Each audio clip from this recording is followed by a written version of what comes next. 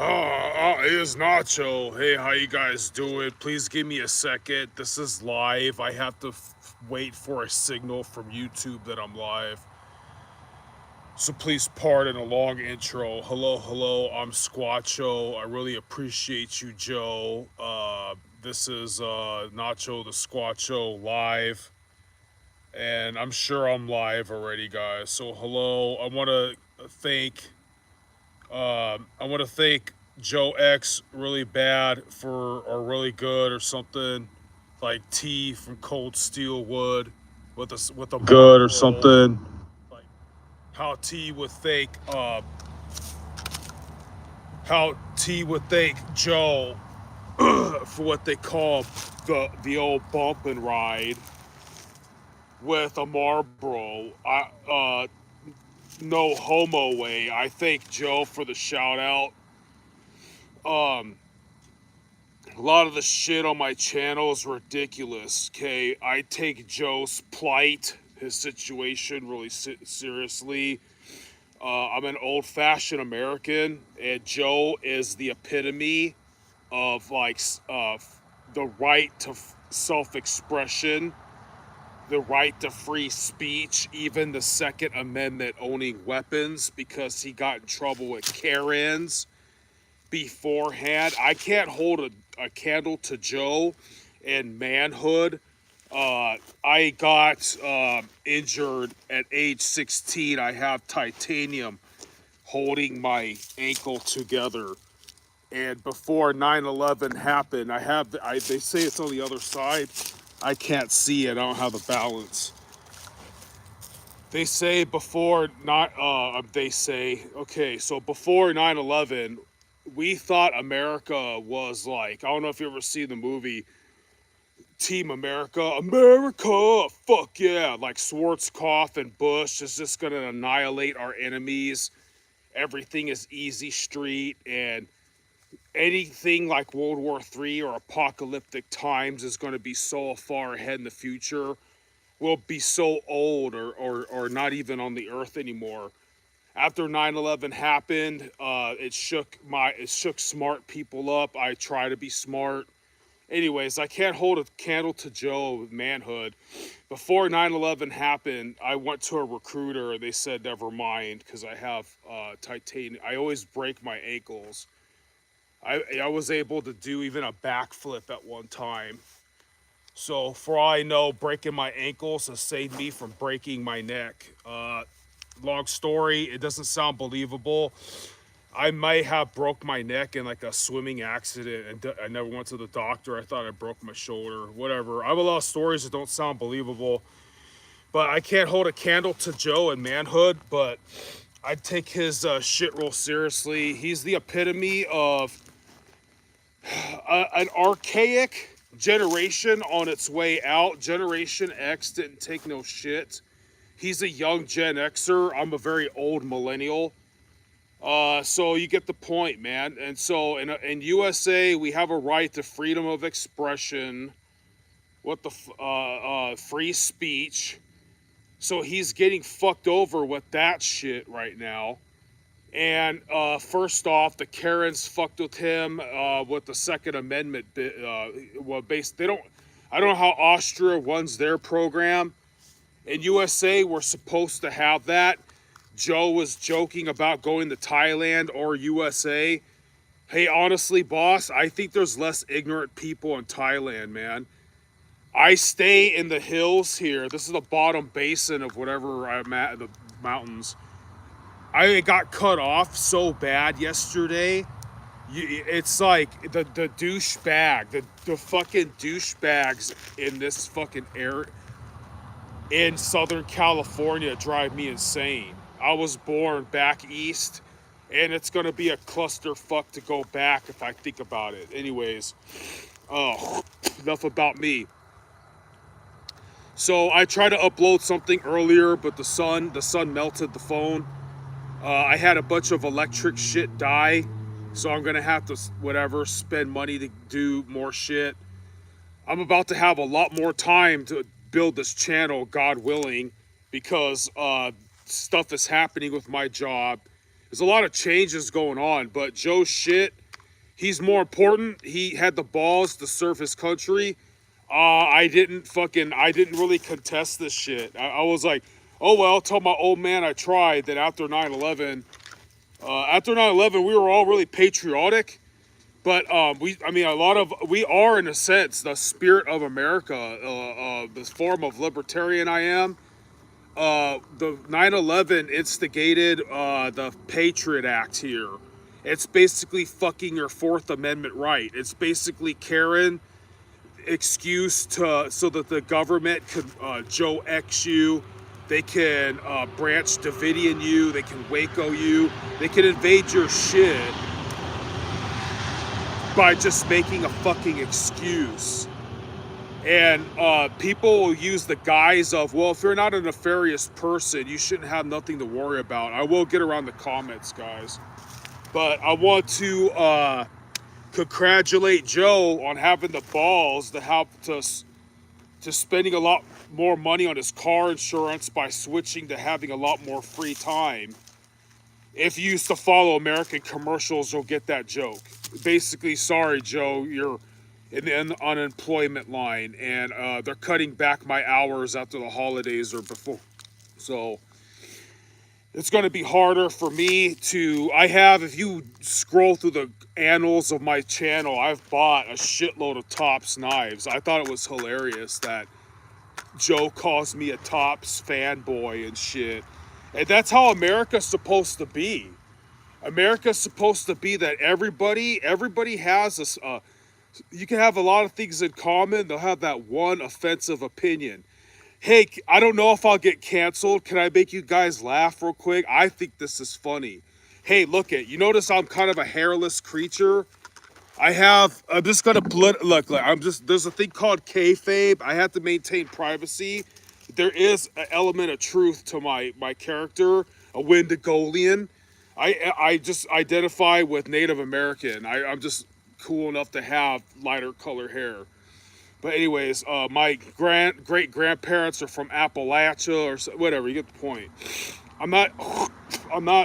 So I could say these controversial things. I'm not even like 50% European descent or something like that or whatever. So I was gonna say, oh yeah, man, it eludes me. Damn it. I was gonna say some fun. Oh, okay. Humor that's you can't say nowadays that was funny before. So mind you, I'm supposedly like I'm not colored enough to be able to walk through the ghetto safely, but I'm colored just enough for security to follow me in the beach cities of Southern California. I'm ghetto just enough for that. And so anyways, my friend Steve, he looks like Richard Ramirez, the fucking Night Stalker, dude. He's as Mexican as it fucking gets. There's a lot of bugs out here, so you'll see me like wagging my hooves. Steve looks like fucking Richard Ramirez, and he's really politically correct or some shit, and so he didn't like some shit I said, and then I tried to touch grounds with him as a metalhead. I was at a punk rocker's house, and they had a song. The song was, "We are white, da, da, da, and we like to fight, da, da, da, da, da, da, and drink beer." And that is a ripoff of some song that does exist out there that's probably canceled from Google. So how much stuff did we lose to history? When I told my friend Steve that, he started laughing his ass off. That's very easy to play on guitar. He doesn't really know how to play. We'll be at a party, a new people's house, they have a guitar.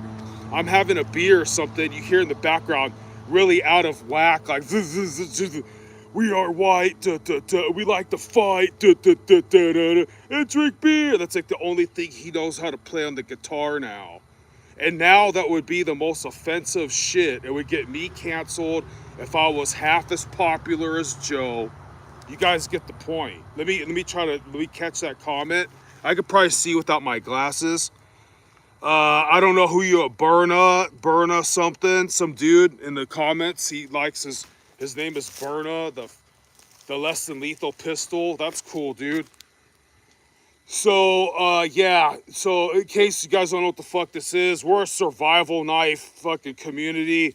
everybody's about guns. You can't really start a campfire safely with a gun, but you could get more than halfway there with a knife.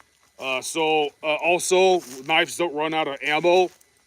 And we watched the movie Rambo too much. So, I mean, just right behind you, I have a Cold Steel Warhawk.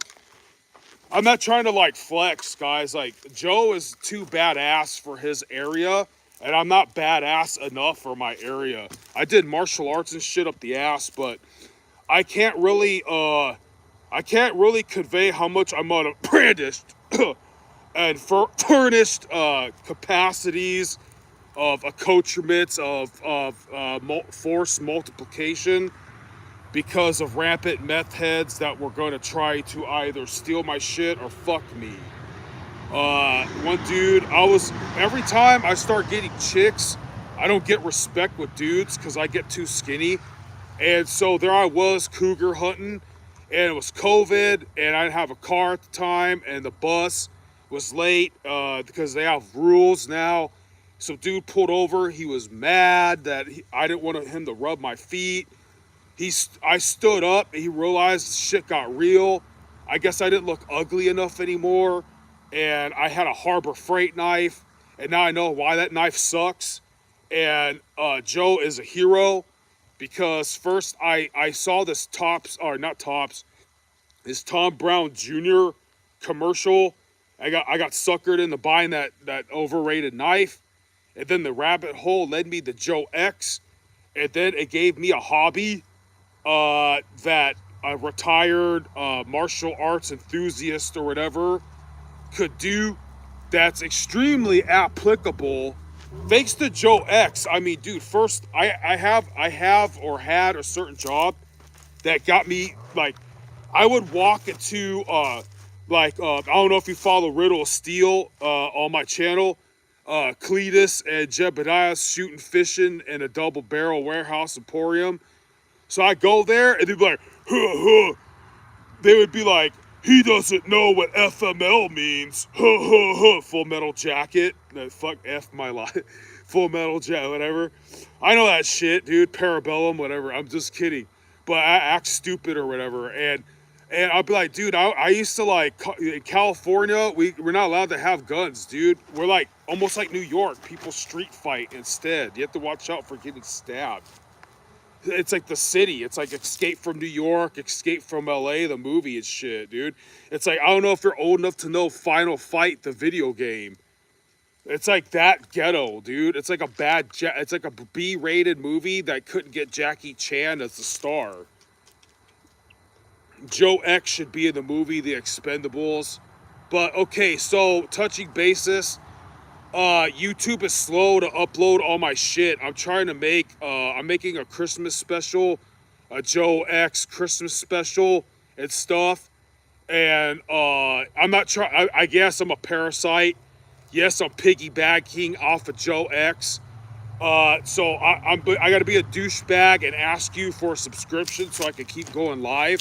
But really, subscribe to him, dude. Like, that dude is a real channel. Me, I got on YouTube because chicks liked the pet cat I had. I had like a half bobcat and shit. They even purr. It had like monstrous claws too big for its body. I don't know how that's possible, but it worked. So I got like 4,000 views sometimes. Yay. Joe X, guys. So he's the epitome of why you need the First and Second Amendment. And it's not about right versus left. It's not about the political faction against that. It's not about color versus this color. It's about the government versus us. And they told about this shit in books like 1984, that the more that technology increases, the more the government's going to want to be up your ass. That's a big, long story.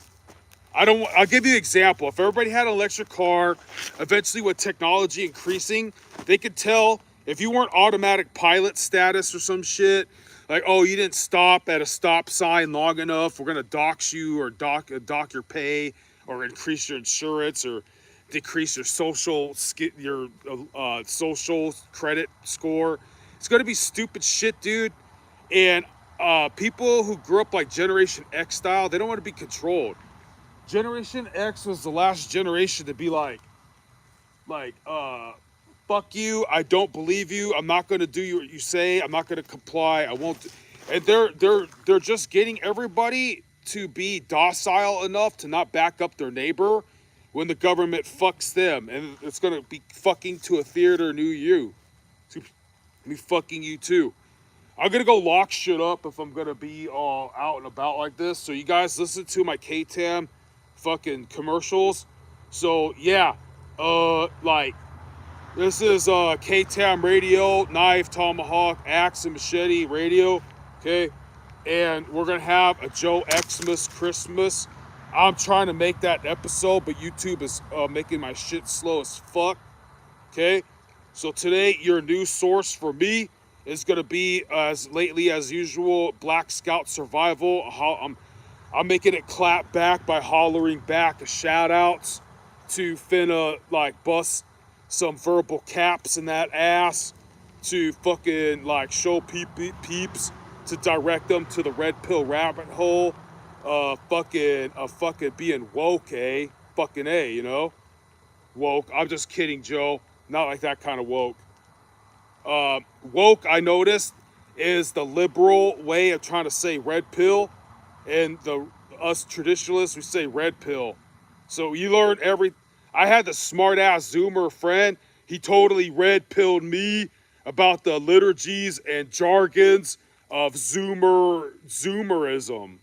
Yeah. So fucking A. We're gonna get to business. And here, listen to my commercials. It's a Joe Xmas Christmas. We're trying to upload them videos. YouTube's taking so long. That being fastest. Yuns, go check out Joe X. You show him some love. Yuns finna tell them Squatch sent you. I'm gonna direct you to other freedom fighter loving channels. Yuns listening to my commercials. I love Yuns for it. Yuns listening to my commercial. I gotta go get ready. We're gonna do some things. All right, Joe Xmas Christmas. Technical difficulties. Y'all patience is very appreciated. I love you. I love Yuns. Attention, all lovers of freedom and all patriots of the country that believe in freedom. The Western world is under attack. Yuns need to tune in to KTAM Radio and follow the most accurate news sources that regular social media can find. Yuns need to support Joe X. Joe X is getting oppressed by his own country that he served just for speaking his mind and giving a fuck about his own people. Yuns need to not just sit there with the tallywackers out the TikTok and out there incognito hub. Yuns need to stick up for fellow failures of Yuns countrymen when they in dire straits from their government, because it's not a matter of fact of white versus black or east versus west. It's a fact of government versus you. We're living in a technocracy dystopia. And what that fella George Orwell and all them Alex Jones critters and all them fellas are fighting for your rights, is fighting for your freedom. There's a victim of cancel culture, cancel culture, and Yuns letting it happen. Yuns not sticking up for your fellers of freedom, and I'm mad at Yuns. I'm so mad at Yuns, and you can start by following KTAM Radio and subscribing to Joe X. Yuns need to bring awareness to when Yuns fellow countrymen and your fellow Westerners getting got by the government just for them exercising their rights, just for them having an opinion. If Yuns don't believe me, if Yuns some kind of sycophantic freaking fascist bastard, I'm gonna whoop all of Yuns. I need Yuns to subscribe to Joe X. It's a Joe Xmas Christmas. here at TAAM Radio. And a Joe Xmas New Year, you hear? So stay tuned. Yuns, follow TAAM Radio. Well, Pastor Squatcho, that's me. I love yuns. Yuns, get going. Yuns, doing what you gotta do to fight for your rights. A feller said that. Yeah, so a tangent, guys. I see very larkish, like a lark, meaning like I don't take shit seriously. I thought it was a religious right to stand up for this alt-right conservatism. But then after Mr. Orange Man Bad is going to turn into another Bush, and we're not going to care about the Epstein shit, and we're going to still waste money with other dumb shit, right? So after I saw that fucking shit, that all politicians are the same, I realized it's government versus the citizen. And what the fuck else was I saying? Oh, yeah. Also, not only is the Libertarian and the Conservative Party not agreed on what their dogmas or their creed is going to be. So let's say objectively, if the conservatives, or you call it the Christians, or whoever, left, right, whoever's right objectively, let's say whatever, hypothetically, if you don't believe whoever's right and wrong, if they're all kind of right and wrong, or wrong, they're all both wrong, I mean. So like objectively, let's say one side is right. They're not going to be willing, at least especially the ones that believe in the Second Amendment. If they really believe their cause is righteous, they let their own freedom fighters and their own freedom icons fall on their face, get incarcerated, get fired, get canceled, and they don't really stick up for them. Whereas on the left, if some bum gets killed, there's a God forbid, there's a fucking riot about that shit. And if you defend yourself against thugs, nowadays it's getting to be like you're not allowed to stand your ground. You're supposed to allow your property to be lost. You're not allowed to shoot them in their back if they take off with a valuable or something like that. And so you get the point. You're not allowed. The citizen is losing their dignity and their their individuality, and becoming a cog in the machine, and being a compliant fucking slave and a soy boy. You're not. Why even have fucking testosterone anymore if it's going to get to that? So, without further ado, guys, this is TAAM Radio. This is your news source. Young's been listening patiently. We're going to check out Black Scout Survival. This is TAAM Radio, your news source, trying to deliver to you the most trusted news sources that I can find for youngs. I love you.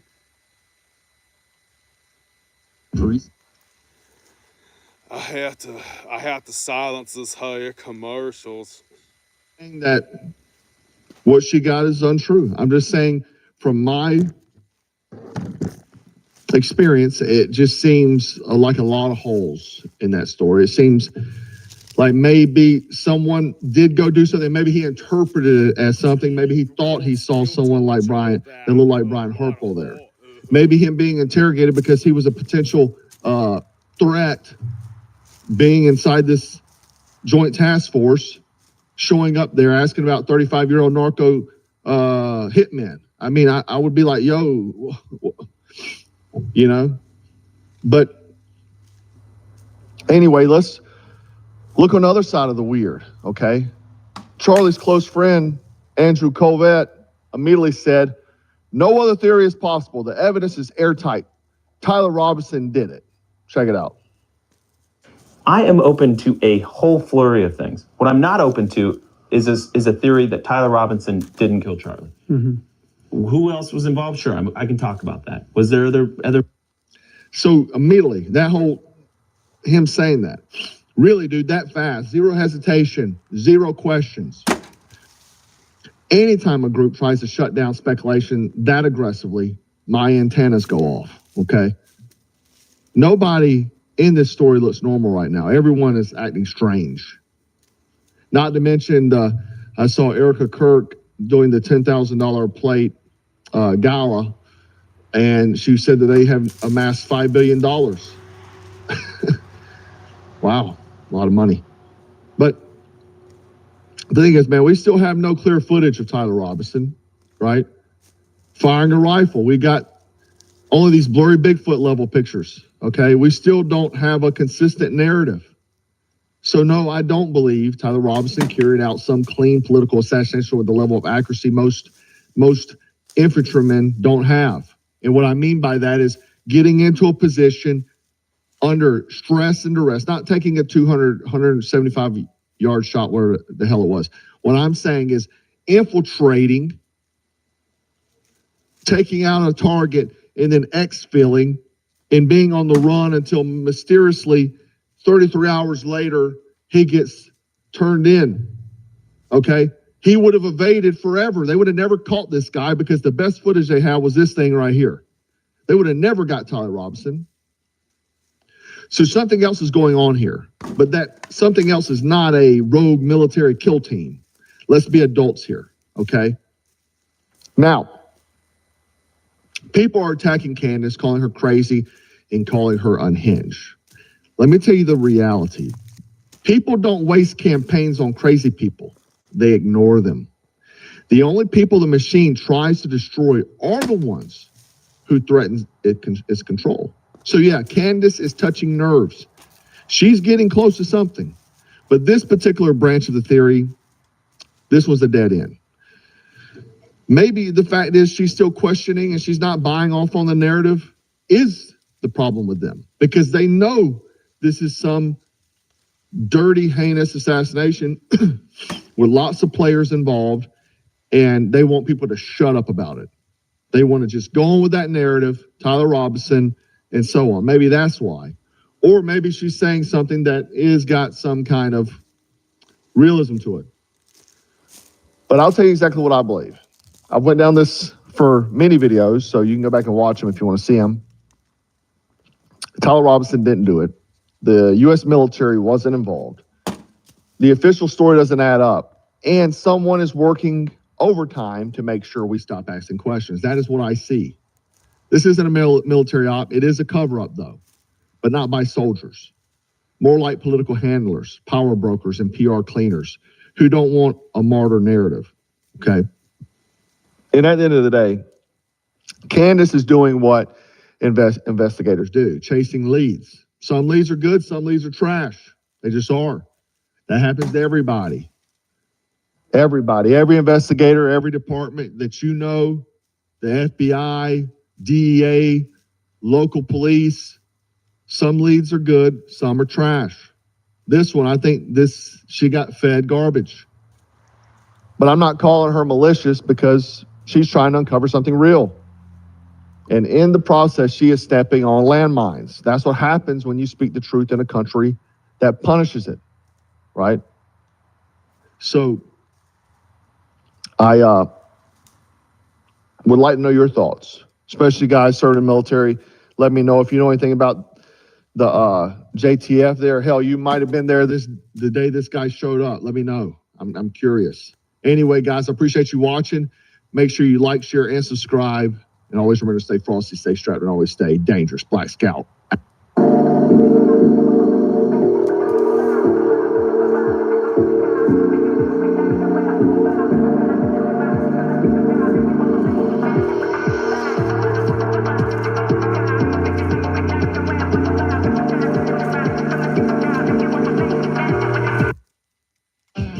Was listening to Black Scout Survival.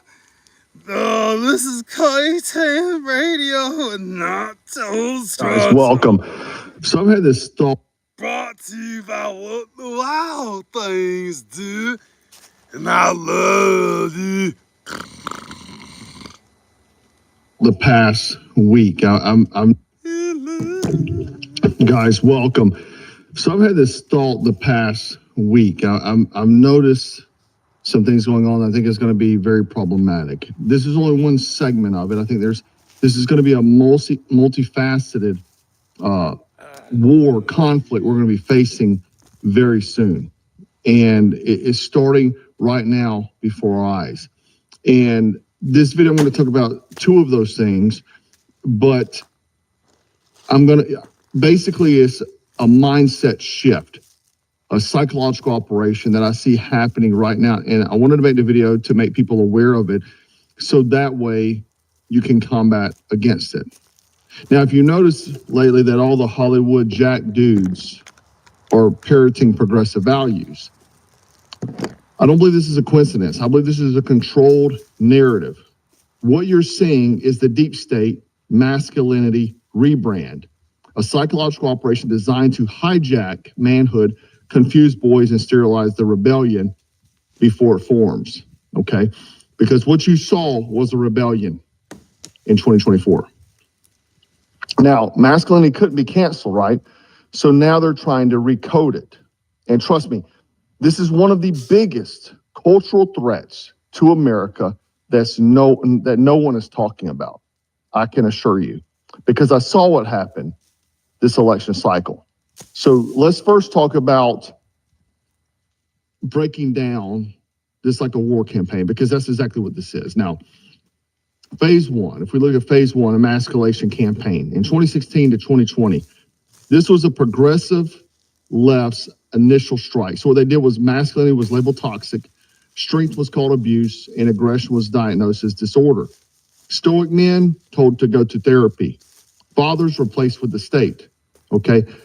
And if you notice during this time, a lot of people thought it was the masculine thing to do to jump on. At every one of these demonstrations, riots that were happening, you saw various YouTubers, celebrities, and so on at these things, okay? We also watch as schools were suspending boys for doing finger guns. Boys were drugged for being energetic, and cartoons were scrub of any strong male leads. And most men and most families fell for it. They were shamed into silence. I saw people, guys like Jocko Willink, and I could name a ton of them, that were so afraid to make some kind of statement because they didn't want to lose followers, right? It's called compliance and submission. That's why I always talk about rebellion is contagious. That's what's important, to be loud. No matter if you lose followers, you lose business, it's important to be loud. This is warfare, right? The turning point happened because it backfired. Because you can only suppress testosterone for so long before it revolts. The masculine rebellion, I'll say 2020 to 2023. Podcasting exploded. Gyms became the new churches, and combat sports exploded in the social realm. You had new voices emerge, not from TV, not actors, but from the underground. You had people like Andrew Tate, extremely flawed, but undeniably influential. Jordan Peterson, intellectual father figure type, speaking about masculinity. You had Joe Rogan exploding. And I could just go down the list. Donald Trump reclaiming his power base with raw, unapologetic dominance. Okay? The key move here, though, was Barron Trump. His own son told him to go where the real men are. They were listening to podcasts. No filters, no teleprompters, no legacy media. So Trump started doing shows like Rogan, Nelk, anywhere the algorithm couldn't censor him. It worked. He hit millions of men, young men, and they realized, I'm not the problem, the system is. Okay? So we saw that, and it totally took over. Now, what I'm seeing now, I'm going to label out directly what I'm seeing, is phase three, the Hollywood counter-op. And you can take it to the bank. You look at the various psyops. You look at even the CIA. I mean, they had the dude in Diddy case. I forgot, part of CIA, an actor. I forget his name. He played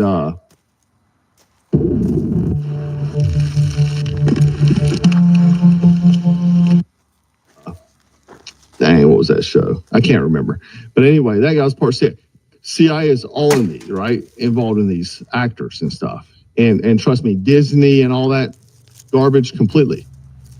The elites realized they couldn't kill masculinity, so they started cloning it, right? If you go look at Disney, man, Disney shows are there to twist the young minds. They start young these days, because then the kids will get in arguments with the parents at the dinner table.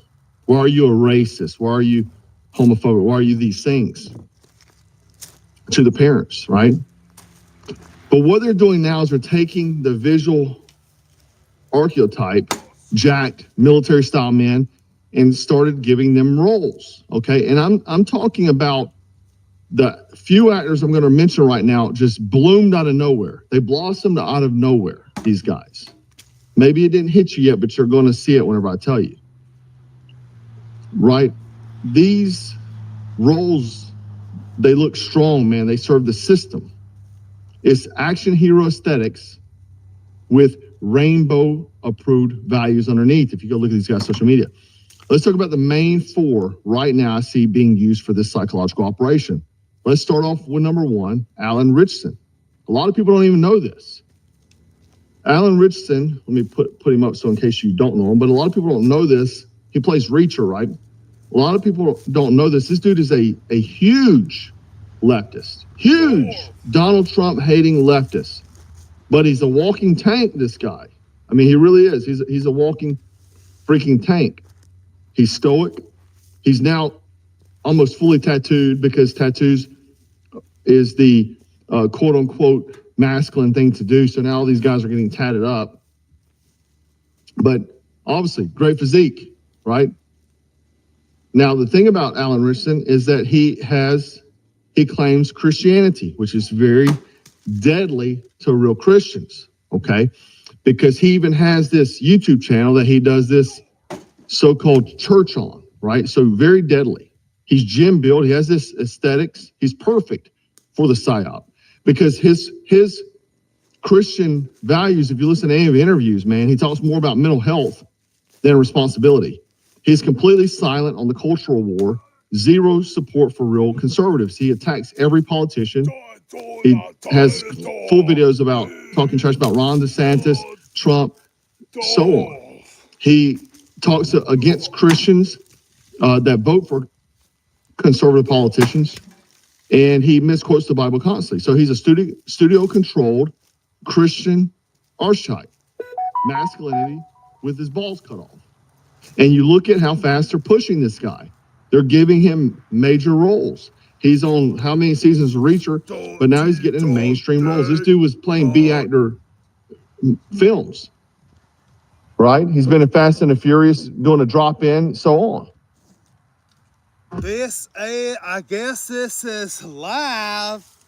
This is redacted, another trusted news source. Maybe Yuns give them a little listen, like maybe Yuns will ditch me.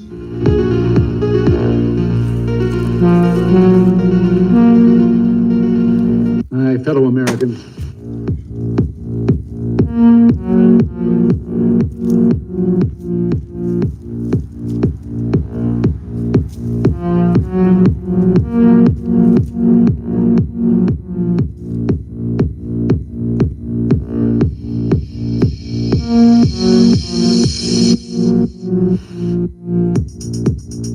let's talk about the situation at the border. We've seen a huge surge in migrants crossing the border since January. The number of children in custody higher than its 2019 peak during the Trump administration. Your colleague Veronica Escobar of Texas called the conditions there unacceptable. She was there on Friday. Is she right? What more must be done? Actually, the facts are these. There are more children, about 600-700 more children, unaccompanied children coming over the border. This is a humanitarian challenge to all of us. What the administration has inherited is a broken system at the border, and they are working to correct that in the children's interest. I'm so pleased that the president, as a temporary measure, has sent FEMA to the border in order to help facilitate the children going from 72-hour issue into where they are cared for as they are transferred into family homes or homes that are safe for them to be. And I have to confess, I knew nothing about their suffering until 2021, when I volunteered to help the Biden administration with the crisis at the southern border. As part of Operation Artemis, I was deployed to the Pomona Fairplex Emergency Intake Site in California to help HHS, Office of Refugee Resettlement, reunite children with sponsors in the United States. I thought I was going to help place children in loving homes, Instead, I discovered that children are being trafficked through a sophisticated network that begins with recruiting in home country, smuggling to the U.S. border, and ends when ORR delivers a child to a sponsor. Some sponsors are criminals and traffickers and members of transnational criminal organizations. Some sponsors view children as commodities and assets to be used for earning income. This is why we are witnessing an explosion of labor trafficking. Now, whether it's intentional or not, it could be argued that the United States government has become the middleman in a large-scale, multi-billion-dollar child trafficking operation that is run by bad actors seeking to profit off of the lives of children.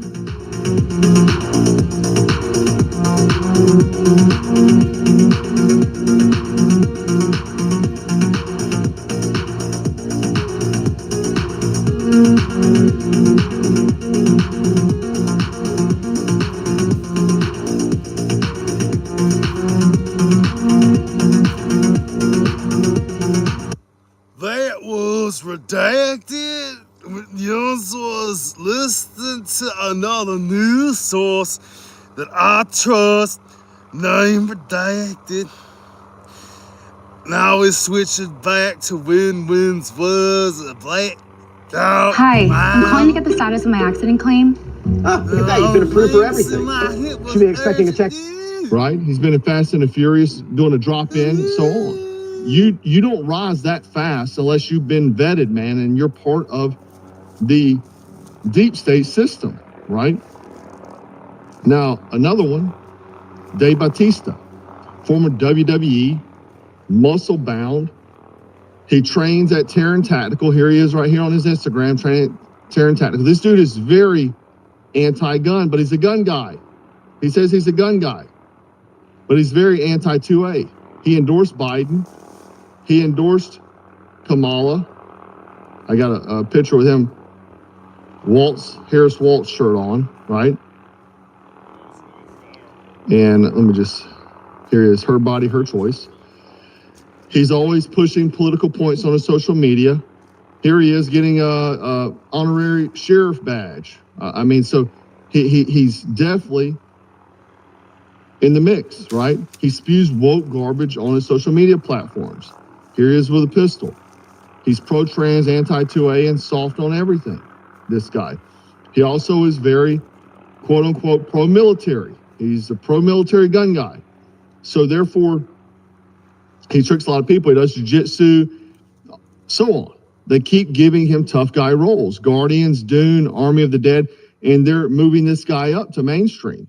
Why? Because he's their safe alpha male. You think he's the one that's like you, but he's just a mouthpiece for everything you stand against. Now, another one that's up and coming, and these guys are like, the reason why I'm highlighting these guys is because these guys are guys that were playing B roles, but also currently, they're being thrust into the limelight because they're very vocal, anti-conservative values, anti-Christian values. So then we have Pedro Pascal. I think Pascal, I don't know how to say his name.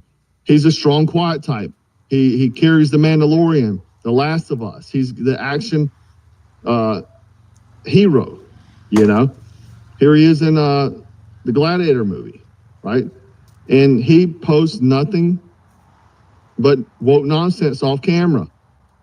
He got trans flag in his bio. This is for anti-ICE stuff in LA, anti-gun, anti-border. He's anti-freedom. But you see he's getting elevated right now currently. He's the progressive answer for the traditional warrior. They made him a father figures to millions, then tied him to a rainbow leash. Now, number 4 is one most of us know, The Rock. Okay? It hurts. He's probably the most physically dominating male on screen. But you see him here, man. He's one of the most neutered. He endorsed Biden and Kamala. He constantly lets his daughters paint his nails, put wigs on IG, and so on. He wears dresses and skirts. He bends over backwards not to offend China. I did a video 2 years ago, and people absolutely lost their minds on me. My followers did. It says just being a good dad whenever I taught against doing things like this with your child. People are saying, oh, well, my daddy did this. My daddy did this 30 years ago. 30 years ago, we were living in different times, man. Different times. Right now, you can't do that kind of stuff because there's an attack on the masculinity. And a lot of people are saying, well, my dad was secure. It's not about insecurity or security. It's that you cannot even let kids see this sort of stuff because they're getting pushed this propaganda on every cartoon, every show, every network, every social media platform. So, like, I won't even wear anything like that, man. I'm not letting my little girls paint anything just because. It's not about insecurity. I'll wear it and go bench press 300 pounds and fight 5 guys. But the problem is that the confusion because of what they're seeing in society. It has nothing to do with security or insecurity. You know, but it's training the next generation to see emasculation as normal. 30 years ago, it was not a problem because you didn't have this brainwashing happening real time, probably harmless. But now we're in a war on masculinity and every. You guys want to hear a true story? Maybe you'll laugh, I don't know. This douchebag I knew named Javi, his chick painted his nails, his toenails in his sleep before Brazilian Jiu-Jitsu practice. Javi had really bad cardio. He was a really great athlete when he was a teenager and then didn't have the discipline to keep it up.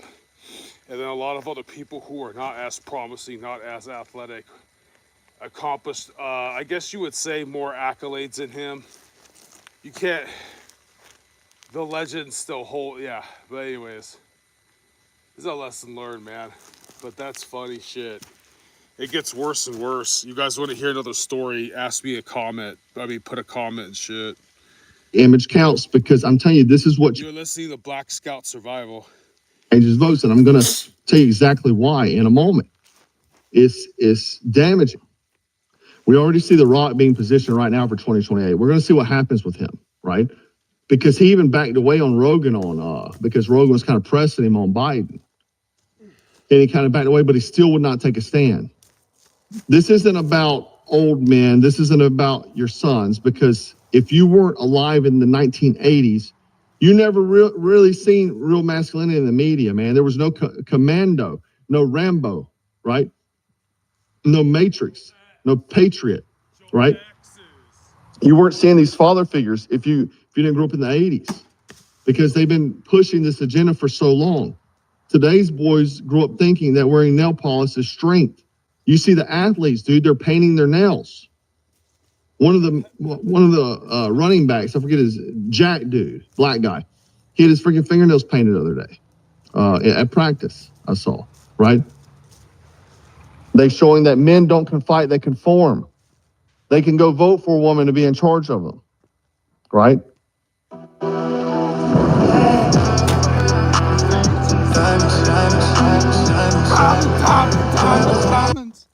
And it worked the first time. It doesn't mean it's going to not work again. That's why you see people like Gavin Newsom making podcasts now. You're going to start seeing a lot of these lefties start pushing podcasts and doing exactly everything that we're doing. They're going to replicate it. And they're going to change the tide again. And that's just one part of it, because you're going to see it happen. Things happen, not just as in the realm of podcasting or masculinity. You're going to see it in virtually every realm, right? Masculinity metrics are tanking, man. When you look at testosterone levels down 30% 30 years ago, sperm count declining. 1 in 3 Gen Z boys report confusion about their identity. Gym culture is exploding, but the direction is without the values, right? And you're going to see that too. You're going to see gym culture change too. Because if you remove truth and purpose, men will just chase the aesthetics of it over the substance of it, being strong and stuff. They're going to just chase what the Hollywood men that look the part, but they serve the machine. These guys look the part. They're tatted, jacked, but they're serving the machine. We have a distraction op going on too. While we have these neutralizing men with these fake action figures, what else is happening politically is Elon Musk is launching what he's calling the America's Party. Sounds great, right? Wrong. Let me show you. Even Grok says It's going to siphon votes primarily from Republicans, up to 57% openness among GOP men and independents with minimal pull from Democrats, because Democrats stay lockstep. Democrats support each other. They will not bend. But the votes you had for the Republicans that traditionally weren't for Republicans, and I'm going to explain that out in a minute, you're going to see flip, right? His own AI is saying it's going to fracture the right and help Democrats win again. So maybe Elon Musk was a part of the deep state coordinated attack anyway. While they hijack your identity and entertainment, they're going to split your vote with politics, okay? This is divide and conquer 2.0, like I just said the other day. Donald Trump posted about it here. He said, I'm saddened to watch Elon Musk go completely off the rails, essentially becoming a train wreck over the past 5 weeks. He wants to start a third political party, despite the fact that they've never succeeded in the United States. The system seems not designed for them. The one thing third parties are good for is creation of complete and total disruption and chaos. And we have enough of that within radical left Democrats who have lost their confidence and minds. Republicans, on the other hand, are a smooth running machine. I would disagree with that because there's lots of rhinos there. He talks about just passing the biggest bill in this kind in the country in history. He said Elon's upset because of the EV mandate, which would have forced everyone to buy an electric car in a short period of time. He says he's pro-gas and so on. But he goes on and says, I was very surprised initially Elon asked that one of his close friends run NASA, and while I thought his friend was very good, I was surprised to learn that he was a blue-blooded Democrat who had never contributed to Republican before. Elon probably was I also thought it inappropriate that a very close friend of Elon, who was in space business, run NASA, when NASA is such a big part of Elon's corporate life. My number one charge is protect the American public. Donald Trump also was questioned about this today. We'll put it up here. Elon Musk starting a third party. I think it's ridiculous to start a third party. We have a tremendous success with the Republican Party. The Democrats have lost their way, but it's always been a two-party system. And I think starting a third party just adds to confusion. It really seems to have been developed for two parties. Third parties have never worked. So he can have fun with it, but I think it's ridiculous. At Granger, we're for the ones who... I love you. This is Nacho the Squatcho. We're going to see what else we can watch. I love you. Attention, all lovers of freedom and all patriots of the country that believe in freedom. The Western world is under attack. You need to tune in to TAAM Radio and follow the most accurate news sources that regular social media can find. You need to support Joe X. Joe X is getting oppressed by his own country that he served just for speaking his mind and giving a fuck about his own people. Yuns need to not just sit there with the tallywackers out the TikTok and out their incognito hub. Yuns need to stick up for fellow failures of Yuns countrymen when they endorse straights from their government, because it's not a matter of fact of white versus black or east versus west. It's a fact of government versus you. We're living in a technocracy dystopia. And with that fella George Orwell and all them Alex Jones critters and all them fellas are fighting for your rights, is fighting for your freedom. There's a victim of cancel culture, cancel culture, and Young's letting it happen. Young's not sticking up for your fellers of freedom, and I'm mad at Young's. I'm so mad at Young's, and you can start by following TAAM Radio and subscribing to Joe X. Young's need to bring awareness to when Young's fellow countrymen and your fellow Westerners getting got by the government just for them exercising their rights, just for them having an opinion. If Young's don't believe me, if you're some kind of sycophantic freaking fascist bastard. I'm gonna whoop all of yuns. I need you to subscribe to Joe X. It's a Joe Xmas Christmas here at TAAM Radio and a Joe Xmas New Year. You hear? So stay tuned. Yuns follow TAAM Radio. Well, Pastor Squatcho, that's me. I love yuns.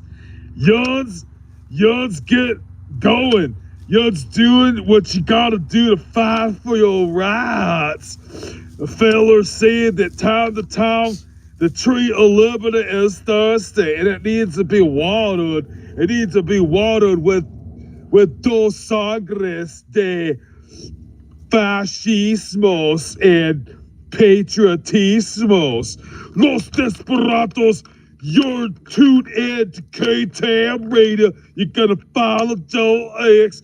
You're gonna bring awareness to his tyranny, and we're gonna party and make the best of it. It's 2025. It's Christmas time. It's a Joe Xmas Christmas. We're hearing from T from Cold Steel. She said, Merry Christmas to Joe Xmas Christmas. She wants to get partake in his eye test. Yuns follow me as I follow Joe X. Yuns, give him a subscribe if you want to stay alive. Fighting for your freedoms. This is TAAM Radio coming at you live in San Bernardino National Forest. Yuns better do that. Yuns better do. I won't love yous. Don't you want me to love yous?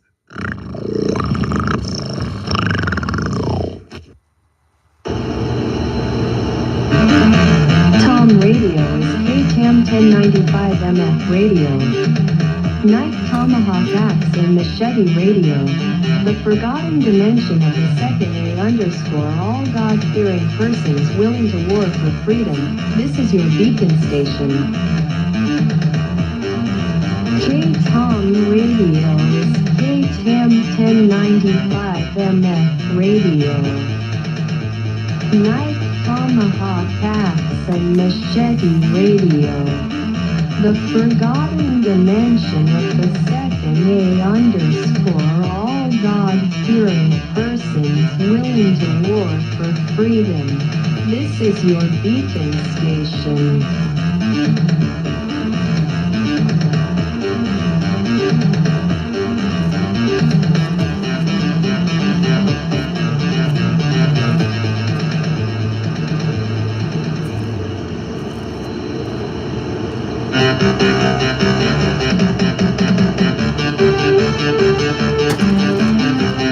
Coming at you live from San Bernardino National Forest with Nacho the Squatcho.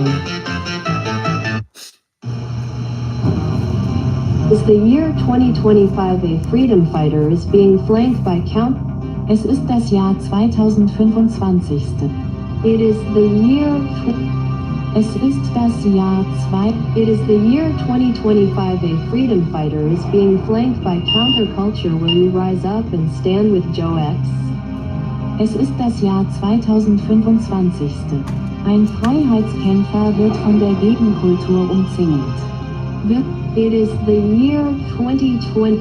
Es ist das Jahr 2000. It is the year 2025 a freedom fighter is being flanked by counterculture. Will you rise up and stand with Joe X? Es ist das Jahr 2025. Ein Freiheitskämpfer wird von der Gegenkultur umzingelt. Wirst du dich erheben und Joe X beistehen?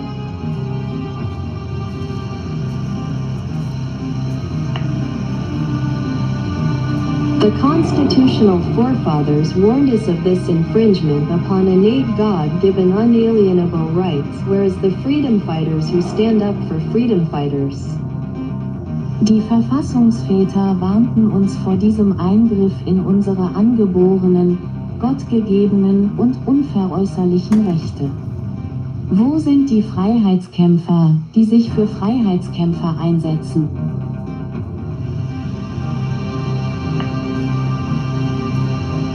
Will this be the end of First Amendment?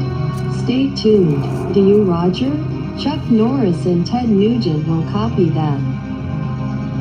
Ist das Ende des ersten Verfassungszusatzes? Bleiben Sie dran. Sind Sie Roger? Chuck Norris und Ted Nugent werden das nachahmen.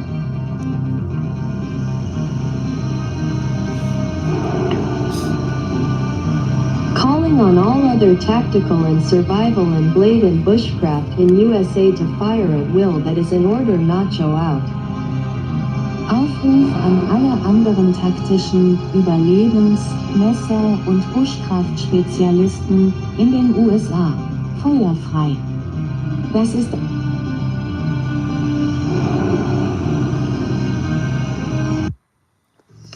Attention, all lovers of freedom and all patriots of the country that believe in freedom. The Western world is under attack. You need to tune in to TAAM Radio and follow the most accurate news sources that regular social media can find. You need to support Joe X. Joe X is getting oppressed by his own country that he served just for speaking his mind and giving a fuck about his own people. Yuns need to not just sit there with the talawhackers out the TikTok and not their incognito hub. Yuns need to stick up for fellow failures of Yuns countrymen when they endorse straights from their government, because it's not a matter of fact of white versus black or east versus west. It's a fact of government versus you. We're living in a technocracy dystopia. And with that fella George Orwell and all them Alex Jones critters and all them fellers are fighting for your rights, is fighting for your freedom. There's a victim of cancel culture, cancel culture, and Young's letting it happen. Young's not sticking up for your fellers of freedom, and I'm mad at Young's. I'm so mad at Young's, and you can start by following TAAM Radio and subscribing to Joe X. Young's need to bring awareness to when Young's fellow countrymen and your fellow Westerners getting got by the government just for them exercising their rights, just for them having an opinion. If Young's don't believe me, if you're some kind of sycophantic freaking fascist bastard, I'm gonna whoop all of yuns. I need you to subscribe to Joe X. It's a Joe Xmas Christmas here at TAAM Radio and a Joe Xmas New Year, you hear? So stay tuned. Yuns follow TAAM Radio with Pastor Squatcho. That's me. I love yuns. Yuns, get going. Yuns doing what you gotta do to fight for your rights. A feller said that time to time the tree of liberty is thirsty and it needs to be watered.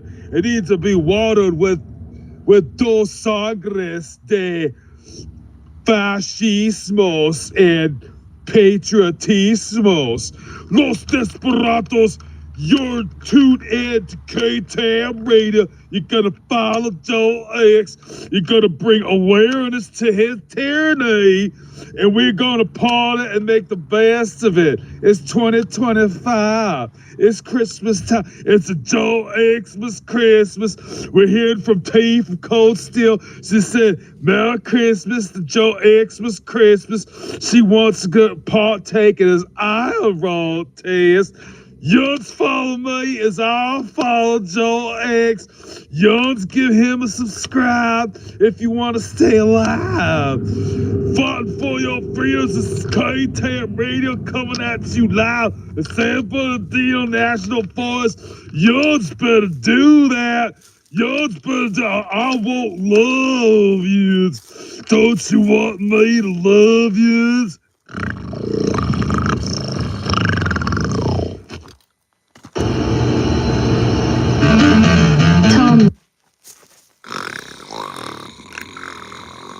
Young's listening to TAAM Radio. Please stand by. I'll find something for your ears to face on. I love you. TAAM Radio is KTAM 1095 MF Radio.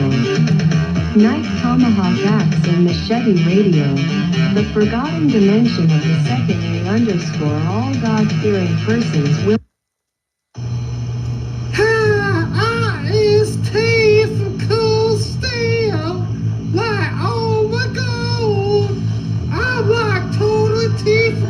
Still right, that new guy behind, he's a total beta male compared to Joe X. I'd like to be tested, but here I'm wrong. Any day or night, I is typical steel. I don't just call Joe X a Joe X. Even in my sleep, after Luke reached Quince into the bathroom, I chant all night. In my wildest dreams, Joe 6, Joe 6, Joe 6. His teeth are cold steel. I wish they.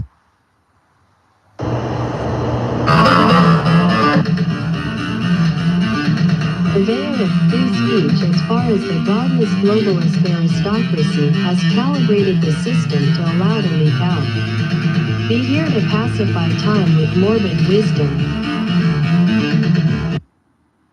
Alright, Young's is now listening to, give me 1 second, we is technical difficulties. We is not trying to get swallowed by them their copyright issues. And we're trying to give credence to where it belongs.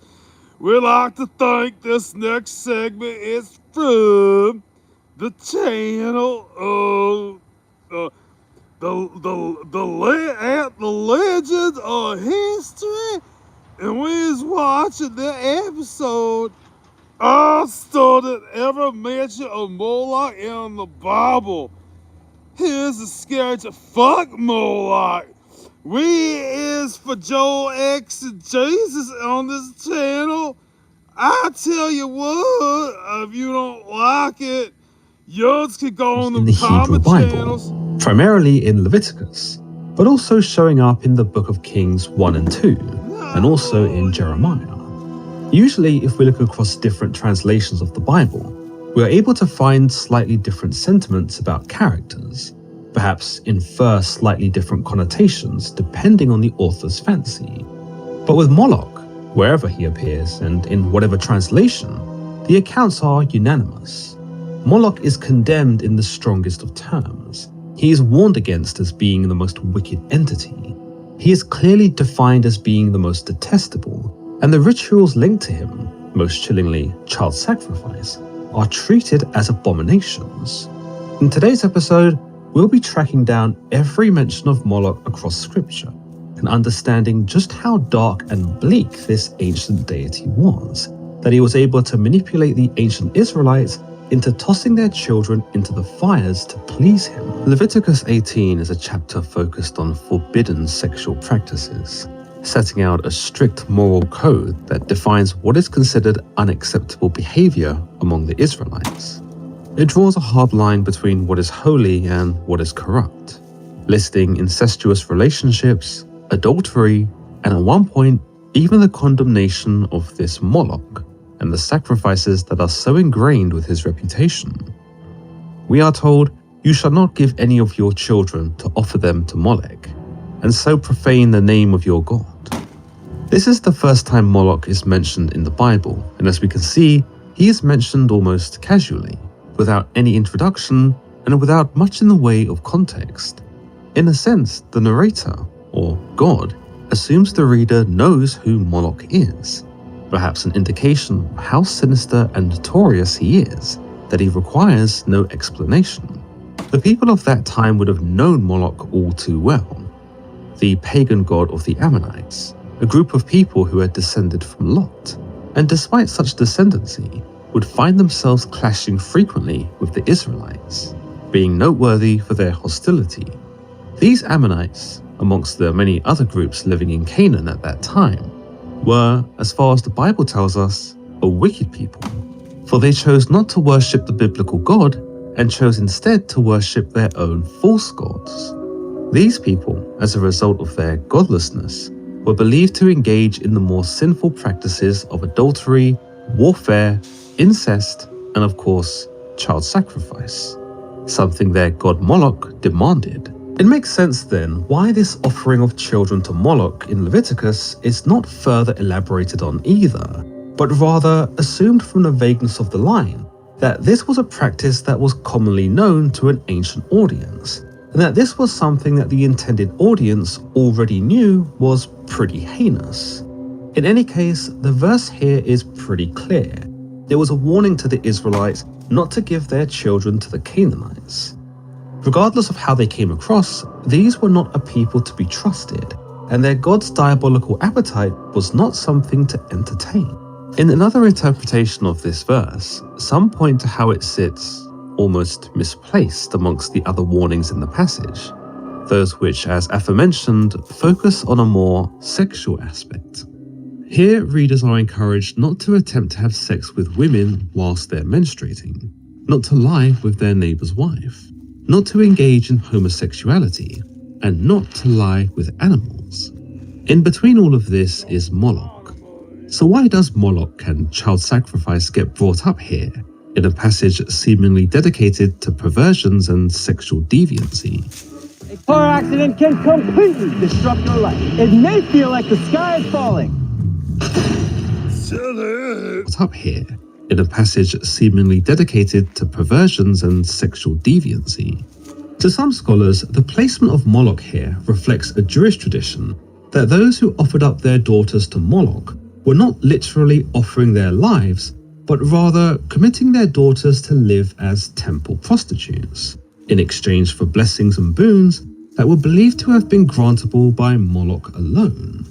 Yet the general consensus is that these verses containing Moloch do indeed refer to actual human sacrifices, particularly infanticide, which brings up another idea, that those who were bringing children to Moloch were not always of Ammonite descent, nor of even the surrounding Canaanite areas, but were also Israelites who had found Moloch and his method of worship to be a convenient way to get rid of children that were born out of wedlock.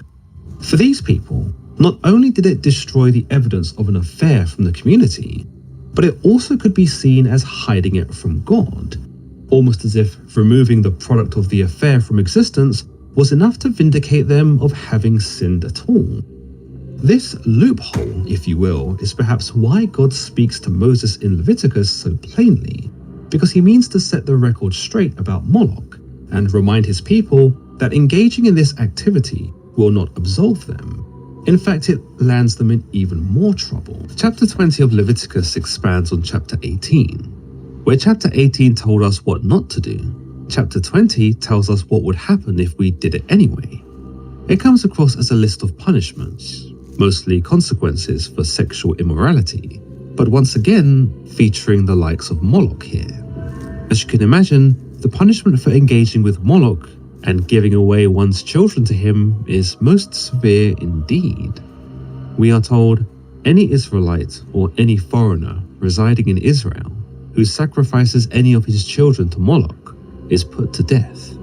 The members of the community are to stone him. I myself will set my face against him and will cut him off from his people, for by sacrificing his children to Moloch, he has defiled my sanctuary and profaned my holy name. If the members of the community close their eyes when that man sacrifices one of his children to Moloch, and if they fail to put him to death, I myself will set my face against him and his family, and will cut them off from their people together with all who follow him in prostituting themselves to Moloch. This puts into perspective just how vilified Moloch was, and perhaps just how much God despised this other dark entity.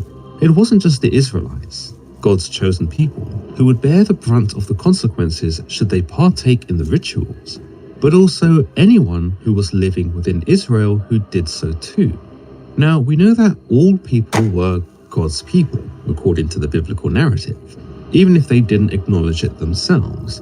But it's interesting that God is willing to go out of his way here to set the punishment for anyone, even those who weren't really bothering him or the Israelites, if they went and paid tribute to Moloch.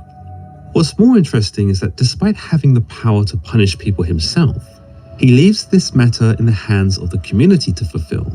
Those found to be guilty of entertaining Moloch and engaging in child sacrifice were to be stoned to death, which also gives us the impression that this wasn't just a transgression against God, but a transgression against the community itself.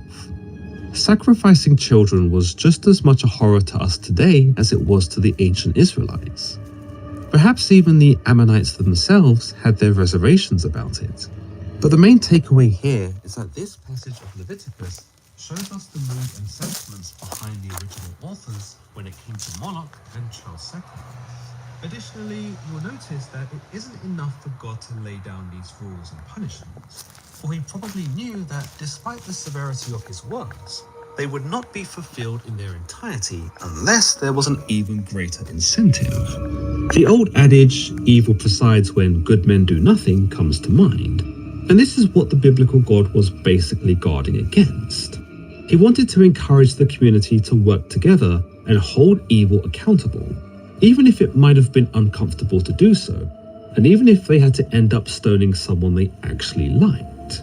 No one was allowed to breach this standard set by God, and if they did, well then the Israelites now had an obligation to rectify the behavior and further discourage anyone else from trying it in the future.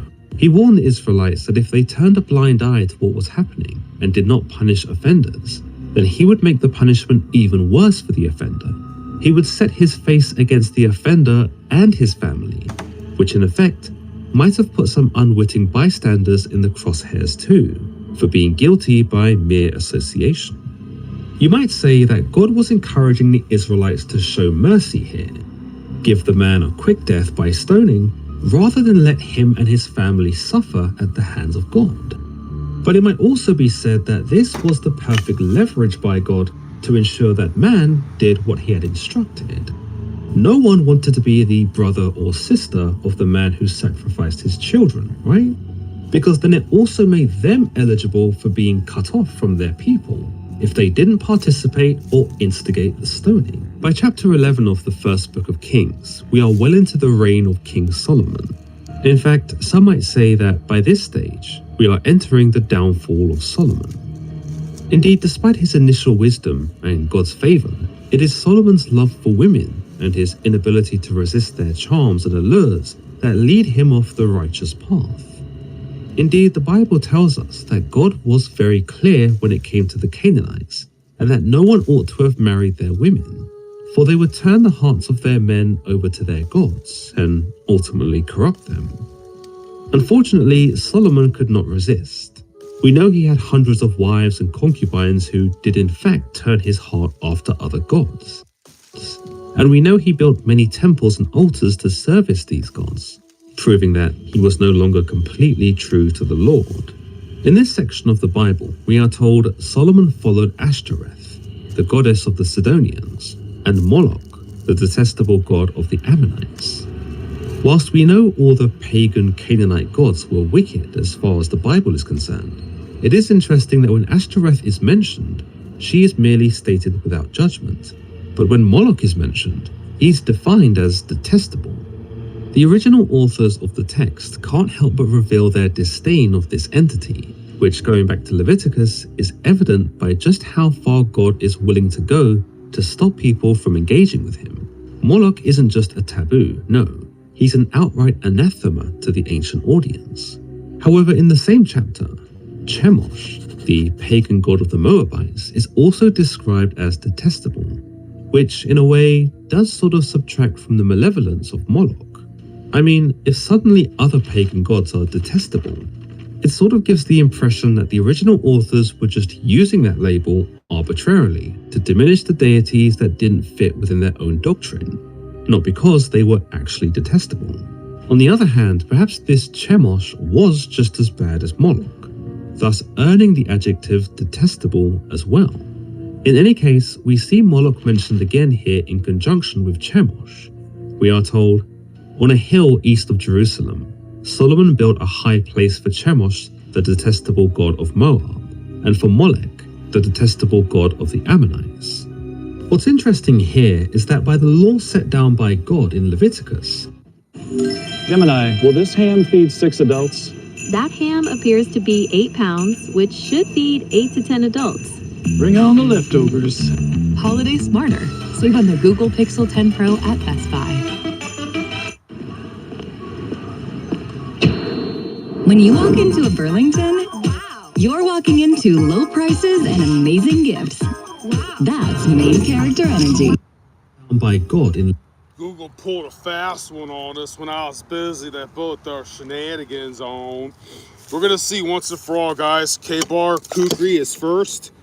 Work Tough Gear Warhammer trying to clear a branch that's still kind of what's that called, greenish, and we're gonna see what will really do the job here. First up, I don't know if Yons can see me. Let me point this here. TAAM Radio, guys. Knife, tomahawk, axe, and machete radio. Okay. Here's the very comfortable K-Bar. Can you see? Let me move this over a little bit. My channel's very rudimentary, guys. I wish I knew how to edit professionally. Okay. Very sure this is 4-foot drops. It would work a lot more. Here we go. Ooh.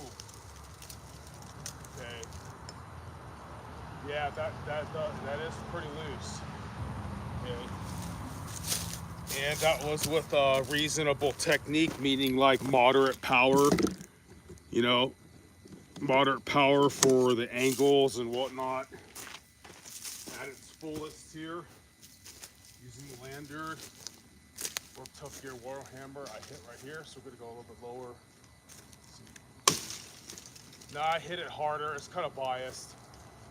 It does seem similar. It really does. It does pretty much seem similar, you know, but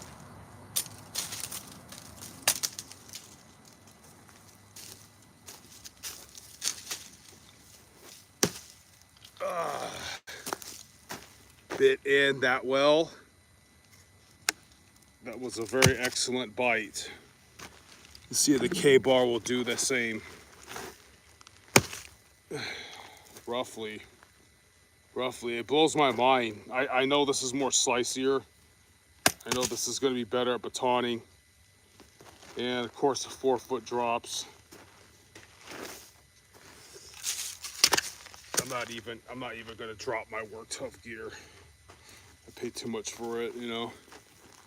This one can. Yep. Donna Bay all day 4-foot drop test. He innovated that. This is just a bowed out buoy. Work Tough Gear Warhammer. Love it. It's a bowed out buoy. Make Jim Bowie proud. Pretty sure Jim Bowie would love to have this.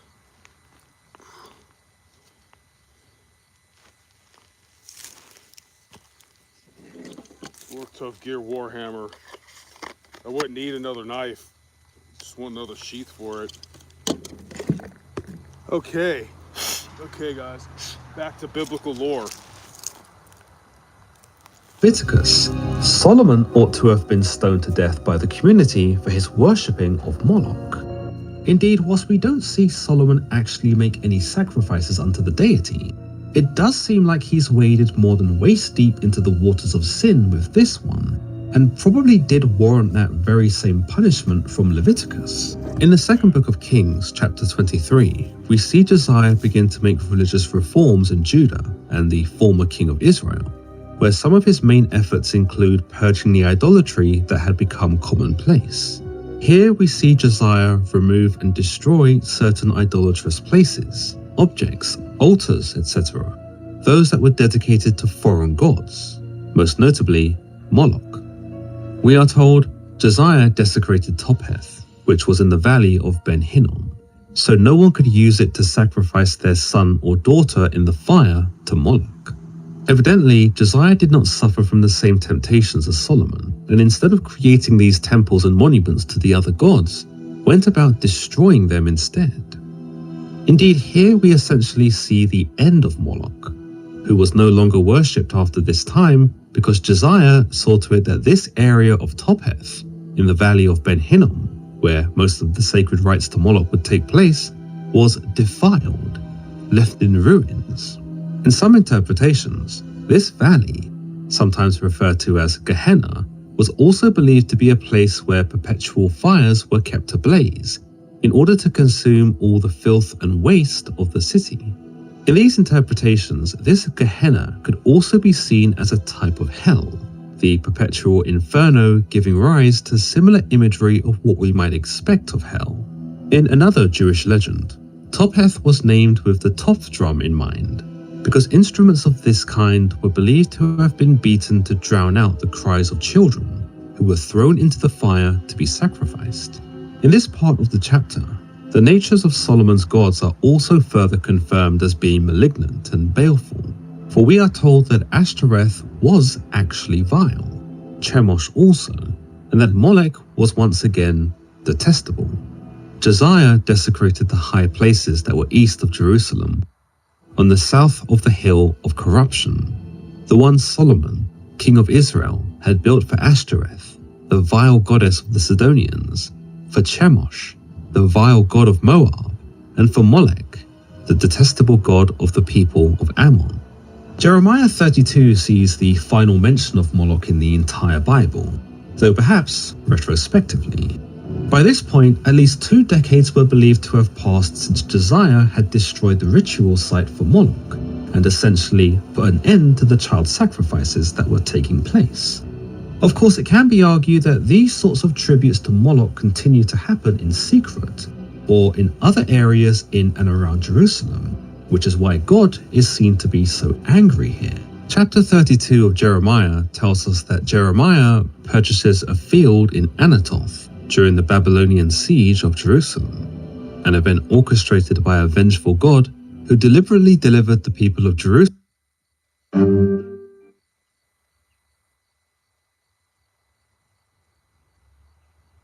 Rob O'Neill posted this. He said, as a taxpayer and a dude who fought and killed this nation's enemies, quick question, why the F did we give the Taliban $45 million in cash today? Seriously, anyone have an answer? Captain Matthew Ho is with us today. He served as a State Department official in Afghanistan, and in 2009, I believe you resigned in protest of the escalation over this war. I mean, where do you come down on this, Captain? I mean, $45 million a week in cash deliveries, and we can't do anything about it to stop it? And this is a opaque issue for the last 4 years or so. The Biden administration pointed fingers at the United Nations, the Trump campaign pointed fingers at the Biden administration, and now you have members of Congress pointing fingers at the Trump administration, and the Trump administration not saying anything. So I don't think anyone out there really understands what's happening. To complicate it is that in this latest report, it came from a guy in Afghanistan named Amarullah Saleh, who was the Afghan vice president and also head of their intelligence service, incredibly corrupt. I wouldn't believe a word, anything that Saleh ever said. So what you have here is you have a lot of finger pointing and not a lot of surety as to what's occurring. What we do know is for sure, and Clayton, I appreciate you guys describing yourselves as an anti-war show, is that we're in this position, and the people of Afghanistan are in this position because of the war in Afghanistan. When you talk about $45 million a week, that's nothing compared to the $300 million a day the United States spent on the war in Afghanistan from 2001 to 2021, right? I mean, and what did that war bring? That war brought the Taliban back into power, and so this conversation about whether or not it's right to fund a party in power in order to try and provide humanitarian assistance to the people, it certainly is an exercise that should be done. But the larger policy question we get to this point? And why are we even having this conversation? Right. Or all ignoring the bigger issue of the war in Afghanistan? Why did we fight it? What did we get out of it? Who profited from it? We certainly know who lost from it. You know, veterans of the war, families of veterans of the war, and 30 million people in Afghanistan. But I appreciate the conversation. I just would hope that it would focus more into the policy reasons, the reality of the war, and the decisions that were made that put us in this position. But a lot of these programs, and we see it in the new defense budget, which is over $900 billion, is there's a lot of money for now Balkan states to sort of arm people that we want to pay to be our friends because we think that that will help bolster us against Russia. That's a crazy idea. And if you read any of the work of Michael Scheuer, former CIA analyst, he said that we knew that the intelligence community for sure from the Reagan years that we could not win a war in Afghanistan because the Soviets couldn't. Yeah. And so... Right. So we armed the Mujahideen, right? So right. It was a boondoggle. And so this idea of just like going around the schoolyard and trying to pay off allies, it doesn't work. How come? And it costs lives.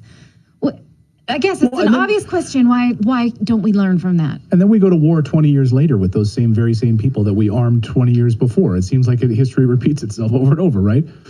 Right. I remember the day after 9/11 eating at a Waffle House with a buddy of mine in the Marine Corps, and we spoke about how the 9/11 attacks, and I remember both Jimmy and I saying how this won't be anything that concerns the conventional Marine Corps, because we have both read, a book called The Bear Went Over the Mountain, which was about the Soviet Army's experience in Afghanistan. We certainly had gone through classes and had lectures in the Marine Corps about the Soviet experience in Afghanistan, the folly of that, right?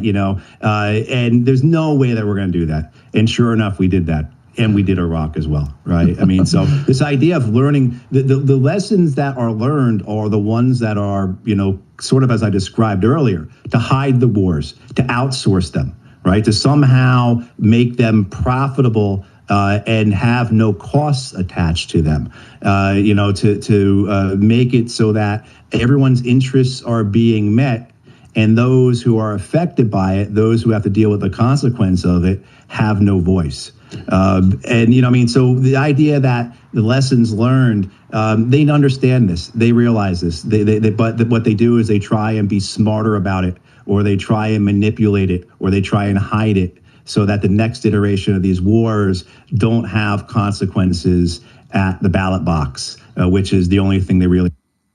Iranian here with another pro tip for anyone who's not from the Middle East. Sharia law is not compatible with Western civilization and should be banned from every single non-Islamic country. If someone tells you that Sharia law is just about modesty and being kind, they're either lying to you or they have no idea what they're talking about. Sharia isn't about spirituality. It's a political system that dictates every aspect of your life, from what you eat, to what you wear, to what you're even allowed to think. Sharia also doesn't believe in equality before the law. It has different legal rights for men versus women and Muslims versus infidels. So the next time someone tells you Sharia is just another legal system, ask them why leaving Islam is punishable by death and a woman's testimony is worth only half of a man's. And now you know. Iranian here with another pro tip for anyone who's not from the Middle East. Sharia law is not compatible with Western civilization and should be banned from every single non-Islamic country. If someone tells you that Sharia law is just about modesty and being kind, they're either lying to you or they have no idea what they're talking about. Sharia isn't about spirituality. It's a political system that dictates every aspect of your life, from what you eat, to what you wear, to what you're even. What if I told you the reason you feel tempted by certain things and sins is because they reveal exactly what you were born to do?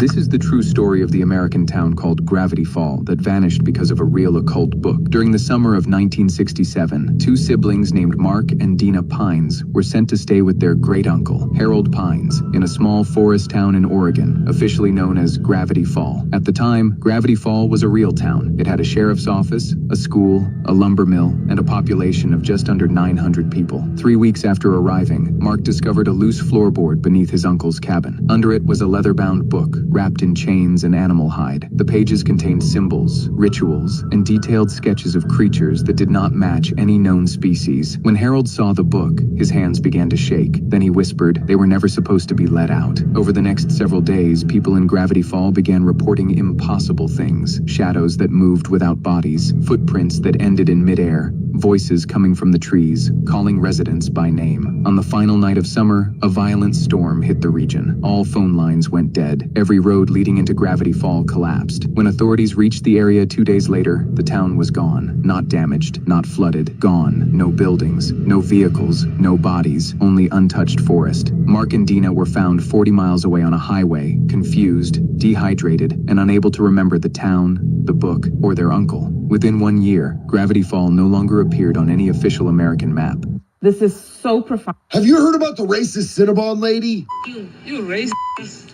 You Racist? That's I am racist. So idiot, for And real. you are an You are an idiot. No, I I'm am not. racist, and I'll say that to the whole entire world. So that was 2 Somali customers that she was crashing out on like that. And the Somali story is that she did all of that because they asked for extra caramel on the Cinnabon. But what her story is that they came up and the dude kept hassling her about not wearing a hijab and not being modest enough and trying to push his Muslim bullshit all over her. I want you to listen to the beginning of this other clip when this whole thing started. Sexualizing your body makes you a better person. That dude just said, do you think sexualizing your body makes you a better person? To a woman wearing a long sleeve shirt and a whole ass apron, dog. That's definitely not where that conversation started. That's just where the recording that they released started. There's a lot of people in the comments who are saying that she's literally Hitler, and there's a lot of people in the comments who have her back on this. And she started a Give Send Go when she got fired from Cinnabon, and it already has $120,000 in it. And listen, we cannot allow Muslims to just run around and start harassing and shaming women for not covering up as much of their body as these men want them to.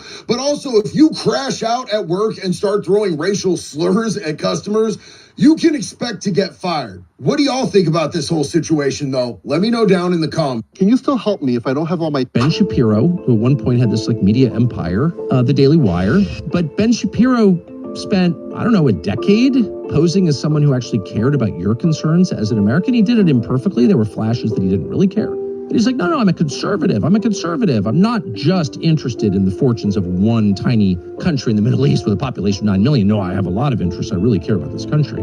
That veil has dropped and you can see what Ben Shapiro really, really cares about. But is he really a guy who cares about GDP, or economic activity, or some people getting rich more than he cares about the lives of his fellow Americans? Could this be a guy who really only cares about a foreign country? There was Ben Shapiro saying, you know, I'd be willing to vote for Bibi Netanyahu for president of the United States if only it were constitutionally allowed. Huh? You want some foreigner to run our country? The guy who is killing tens of thousands of children in Gaza so much that he wants him to run our country. Ben Shapiro, who at one point had this like media empire, the Daily Wire, but Ben Shapiro spent, I don't know, a decade posing as someone who actually cared about your concerns as an American. He did it imperfectly. There were flashes that he didn't really care. But he's like, no, I'm a conservative.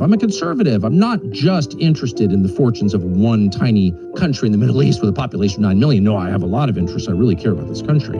That veil has dropped and you can see what Ben Shapiro really, really cares about. But is he really a guy who cares about GDP, or economic activity, or some people getting rich more than he cares about the lives of his fellow Americans? Could this be a guy who really only cares about a foreign country? There was Ben Shapiro saying, you know, I'd be willing to vote for Bibi Netanyahu for president of the United States if only it were constitutionally allowed. Huh? You want some foreigner to run our country? The guy who is killing tens of thousands of children in Gaza so much that he wants him to run our country.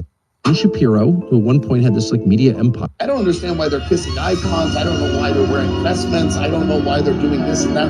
But fundamentally, the language that they're using of healing the soul, of uniting yourself to God, and the example of the saints of this much deeper, incredible relationship that they had with God was like, this is what I'm looking for. I don't know about all the stuff in Orthodoxy that I don't understand, and I don't need an identity to be Orthodox. And I wasn't even looking for the early church. None of this stuff was... If this message found you, I want you to stop and listen. Have you heard that Nickelback's rock star with... Europe had a problem in the 9th century, and his name was Ragnar Lothbrok, a Viking so bold his raids became legend. He wasn't just a fighter, he was unpredictable. Ragnar attacked where kings felt safe, and he moved faster than their defenses could react. His boldest move? Paris, one of the richest, best fortified cities in Europe. Ragnar sailed deep into the river, shocked everyone, and forced the Franks to negotiate. In England, he hit coastal towns with speed and precision, striking before word could spread. Kings couldn't predict him, only fear the next landing. Ragnar didn't conquer Europe. He embarrassed the kings ruling it. His raids became stories, then sagas, then myths passed down for centuries. Whether every story about him is true or not, one thing's clear. Ragnar made Europe nervous just by sailing in their direction. Europe had a problem in the 9th century, and it... You've walked through... Red flags of men. But the truth about me is... A woman was raped to death on the sidewalk outside of a church in Nashville, and he had been arrested on 16 different occasions before that and just let out of jail. This is that creature. He's from Somalia. His name is Muhammad. They couldn't even come up with a more creative name than that. And I don't know how you grape somebody to death. I didn't want to look into it and get all the gory details. Here's what I do know, is that some cultures are not compatible with the United States of America and Western culture in general. And if you want to call me racist for that, I'm fucking cool with it, bro. Whatever this is shouldn't fucking be here. This incident and the things that are happening in Minnesota with the Somalians wouldn't be happening if Americans stood up and had a little bit of balls to say the things that need to be said, regardless of whether or not people are going to call them the buzzwords for it. You can only import so much of the third world into your country until you end up living in a third world country. And I don't want to live in a third world country, nor is that what I want to pass down to my kids. Do you? I'm saving that one. I'll saving that one. I love yous. I love all of you. Our foreign policy is not wholly dependent on the whims of Israel. Of course, we have, acting in lots of parts of the world that have nothing to do with Israel, but it is unduly influenced by the concerns of Israel. And in some cases, the U.S. government has acted, and these are all well known. The Iraq War, for example, has acted in ways that hurt the United States in order to help Israel. It has put the aims of a foreign power above its own interests. And that's immoral. It's extremely unpopular domestically, and it just doesn't work over time. That's not sustainable. There's no way to justify that. So rather than trying to justify it, they scream at people and tell them to be quiet and read them out of the movement and call them names and threaten them. Our foreign policy really doesn't have much to do with what's good for the United States. And once those words have been uttered, they can't be taken back, and they change people's minds, and the polls reflect the fact that they have. Do you agree with Tucker? Comment below. There is a lot of crazy things. Attention, all lovers of freedom and all patriots of the country that believe in freedom. The Western world is under attack. Yuns need to tune in to TAAM Radio and follow the most accurate news sources that regular social media can find. Yuns need to support Joe X.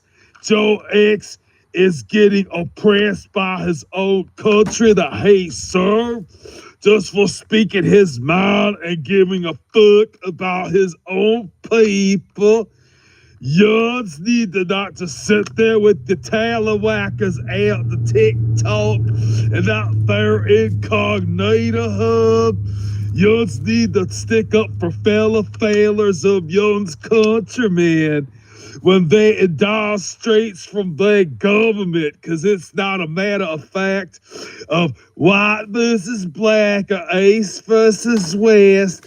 It's a fact of government versus you. We're living in a technocracy dystopia. And with that fella George Orwell and all them Alex Jones critters and all them fellas are fighting for your rights, is fighting for your freedom. There's a victim of cancer culture. Cancel. cancel culture, and young's letting it happen. Young's not sticking up for your fellers of freedom, and I'm mad at young's. I'm so mad at young's, and you can start by following TAAM Radio and subscribing to Joe X. Young's need to bring awareness to when young's fellow countrymen and your fellow Westerners getting got by the government just for them exercising their rights, just for them having an opinion. If young's don't believe me, if young's some kind of sycophantic freaking fascist bastard, I'm gonna whoop all of yuns. I need you to subscribe to Joe X. It's a Joe Xmas Christmas here at TAAM Radio and a Joe Xmas New Year, you hear? So stay tuned. Yuns follow TAAM Radio with Pastor Squatcho. That's me. I love yuns. Yuns, get going. Yuns doing what you gotta do to fight for your rights. A feller said that time to time, the tree of liberty is thirsty, and it needs to be watered. It needs to be watered with dos sangres de fascismos and patriotismos. Los Desperados. You're tuned in to TAAM Radio. You're gonna follow Joe X. You're gonna bring awareness to his tyranny, and we're gonna party and make the best of it. It's 2025. It's Christmas time. It's a Joe Xmas Christmas. We're hearing from T from Cold Steel. She said, "Merry Christmas to Joe Xmas Christmas." She wants to partake in his iron test. Yuns follow me as I follow Joe X. Yuns, give him a subscribe if you want to stay alive. Fighting for your freedoms. This is TAAM Radio coming at you live in San Bernardino National Forest. Yuns better do that. Yuns better do. I won't love yous. Don't you want me to love yous?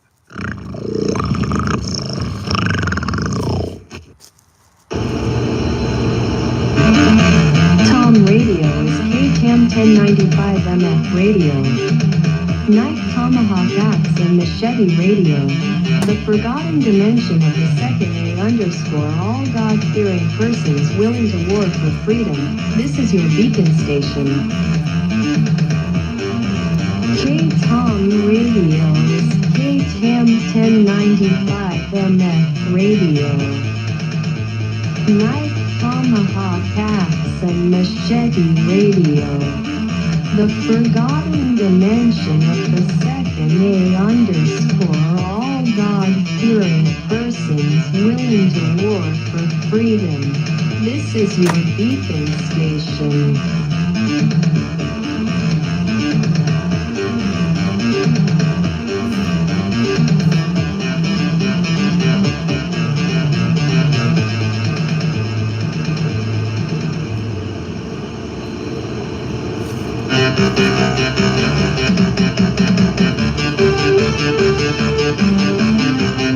Coming at you live from San Bernardino National Forest with Nacho Desquacho.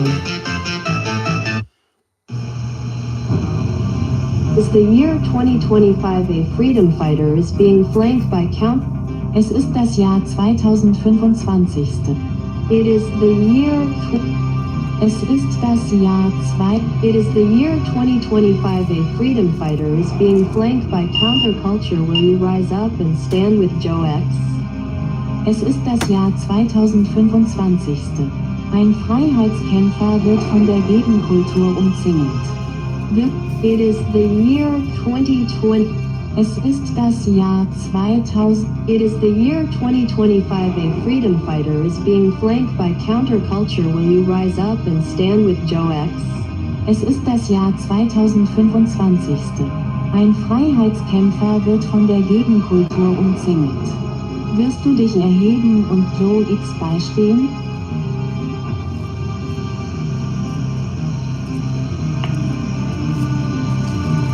The constitutional forefathers warned us of this infringement upon innate God-given unalienable rights, whereas the freedom fighters who stand up for freedom fighters.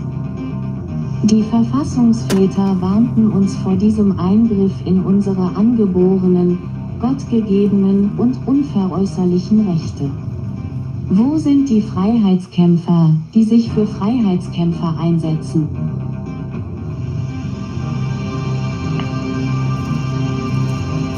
Will this be the end of First Amendment? Stay tuned. Do you, Roger? Chuck Norris and Ted Nugent will copy that. Ist das Ende des ersten Verfassungszusatzes? Bleiben Sie dran. Sind Sie Roger? Chuck Norris und Ted Nugent werden das nachahmen.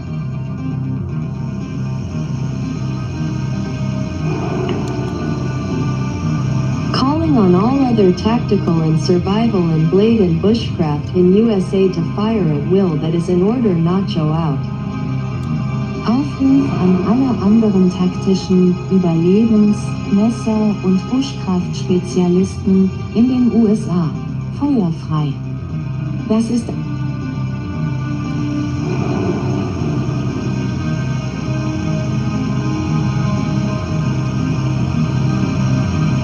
Free speech is the ultimate sword.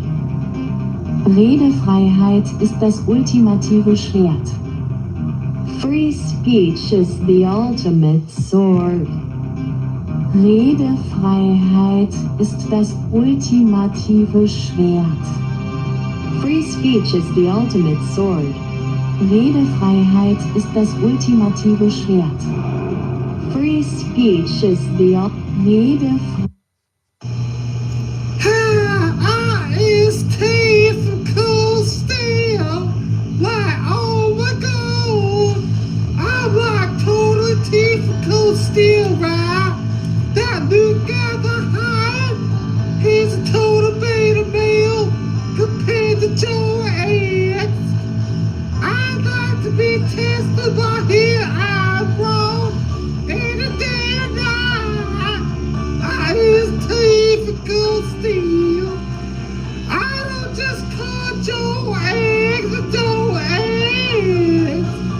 Even in my sleep, after Luke reach quits into the bathroom, I chant, oh no.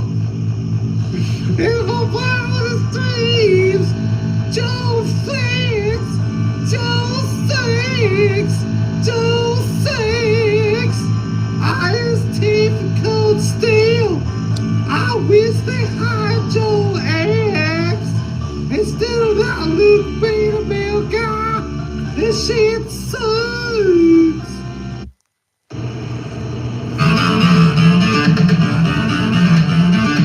Purveyor of free speech as far as the godless globalist aristocracy has calibrated the system to allow to leak out. Be here to pacify time with morbid wisdom. You are listening to TAAM Radio, the purveyor of free speech as far as the godless globalist aristocracy has calibrated the system to allow to leak out. Be here to pacify time with morbid wisdom. You are listening to TAAM Radio, the purveyor of free speech as far as the godless globalist aristocracy has calibrated the system to allow to leak out. Be here to pacify time with morbid wisdom.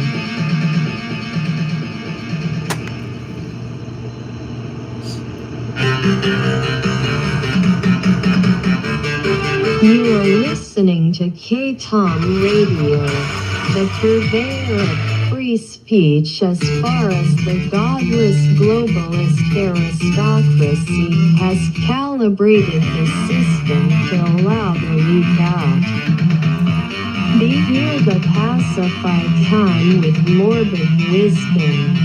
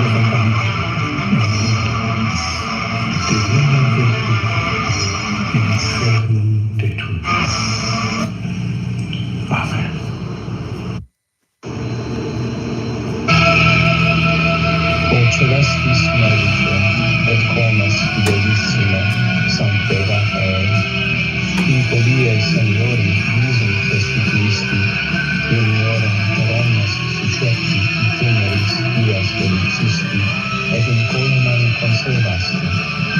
Esto corporis et anima mea medicis, helle ignorantiae tenebras, Miquique qui periculosa fuis vitae peregrinatione constante assiste, donet me a celestem patriam perditas.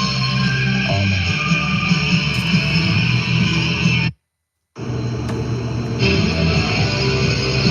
O celestis medice, et comes fidelissime, Sancte Raphael, qui podie Seniori visum restituisti, uniore per omnes sucepti itineris dias delixisti, et in columam conservasti.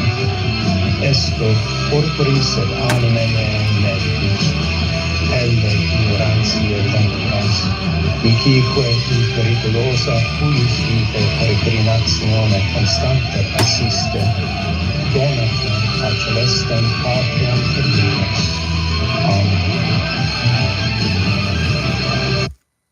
So what are the penalties for not filing your taxes? Here's the damage. There are two different penalties you'll be hit with. The first is the interest on the money owed, which is 8% and updates quarterly. The second and far more severe penalty is the non-filing penalty, which is 5% a month and maxes out at 25%. Let's say you owe the IRS $30,000. I'm going to give them a free plug.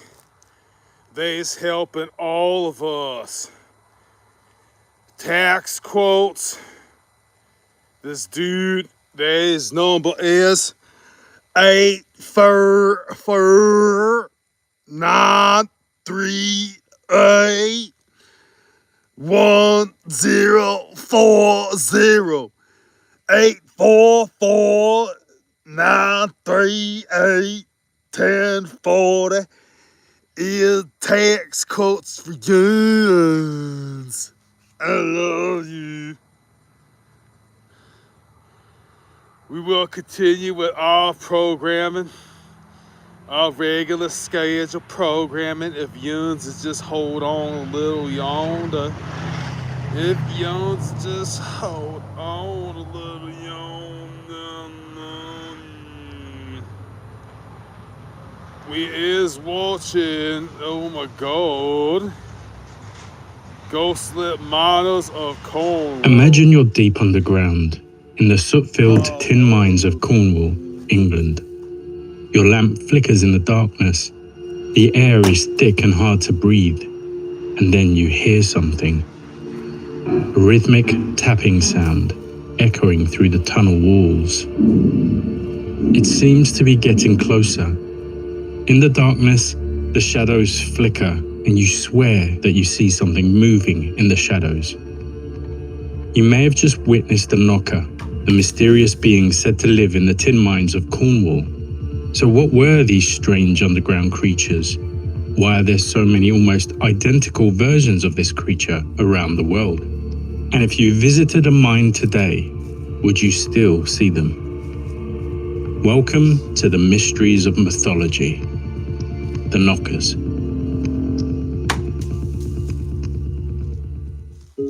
I've always approached folklore with a skeptical but open mind. And the knockers, though less popular than most folklore, is perhaps one of the most interesting of all the cryptids. These aren't just random ghost stories. They're detailed, consistent accounts that are found across different continents and centuries. The knockers, or knackers as they're sometimes called, were said to dwell in the tin mines of Cornwall and Devon in England. Most miners never saw them clearly. They just heard them, or noticed the things they did, like moving tools or taking food that wasn't left for them. But a few do claim to have seen them, and always The stories include the knocking sounds echoing through the tunnels. I've read that sometimes the knockers help miners find ore or warn them of cave-ins, but they had a darker side too. Sometimes that meant only stealing tools, but at their worst, it meant leading men to their deaths. So miners developed rituals to keep the knockers happy. They left offerings, made clay figures as shrines, and kept one important rule: never to whistle underground. When miners did catch glimpses of the knockers, they described small humanoid figures, maybe 2 or 3 feet tall, with grotesque goblin-like features who looked like tiny miners.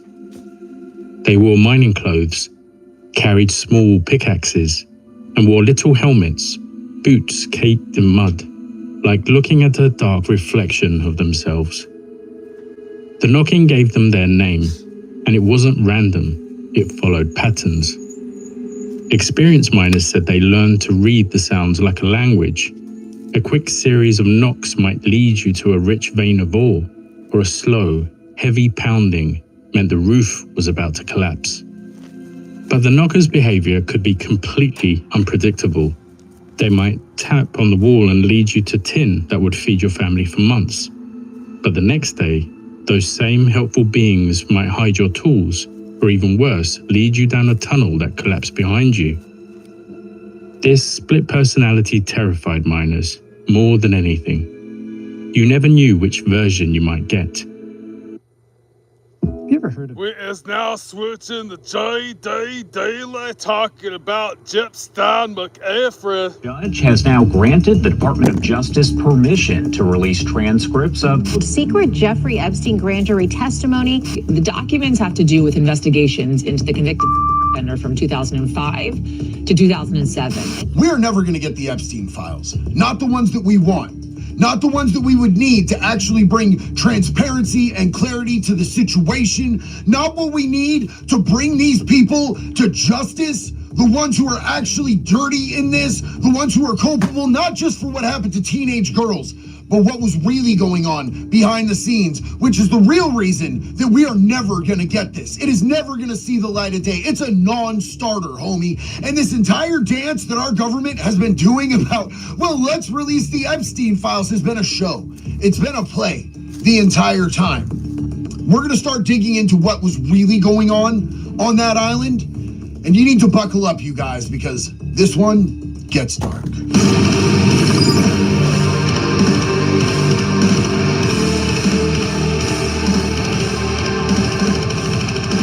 So I think it's important to take a look at the fact that, like, right off rip, we already have people who've been exposed. Like, there is enough evidence for anybody to rationally assume and assert that Bill Clinton and Prince Andrew were out there diddling kids, homie. It's obvious. The only way that it could get any more apparent is if we had them in the act, booty ass naked, doing that shit in 4K. We know, the whole world knows, everybody's known, it's been out there for years that these dudes were deeply involved and that they were dirty and that they victimized little girls out there. But that's not really how dark and disgusting this whole situation, the things that were happening on Epstein Island is. Now, I'm not trying to take anything away from the victims and the horrific things that. That's JD Delay. I love his gig. Squatcho's gonna weigh in on this. Right now, I'm trying to ignore that I'm in love with some chick named Fiona. She has a French twist to her name, Fiona or something like that. Fiona, I just call her that. I'm such a simp for her, man. If one of these Somali butt pirates were trying to touch her, I'd end up going to prison for a long time, slaughtering that individual. And god dang, dude. I don't know. Life's crazy, man. As a man, you should gear up for things like that. But modernity has different ideas of what's socially applicable nowadays. You guys are listening to JD Delay on TAAM Radio. Happened to them. These girls deserve justice. These survivors that made it through and made it out, what happened to them is inexcusable, and nothing that I'm saying will ever take away from that.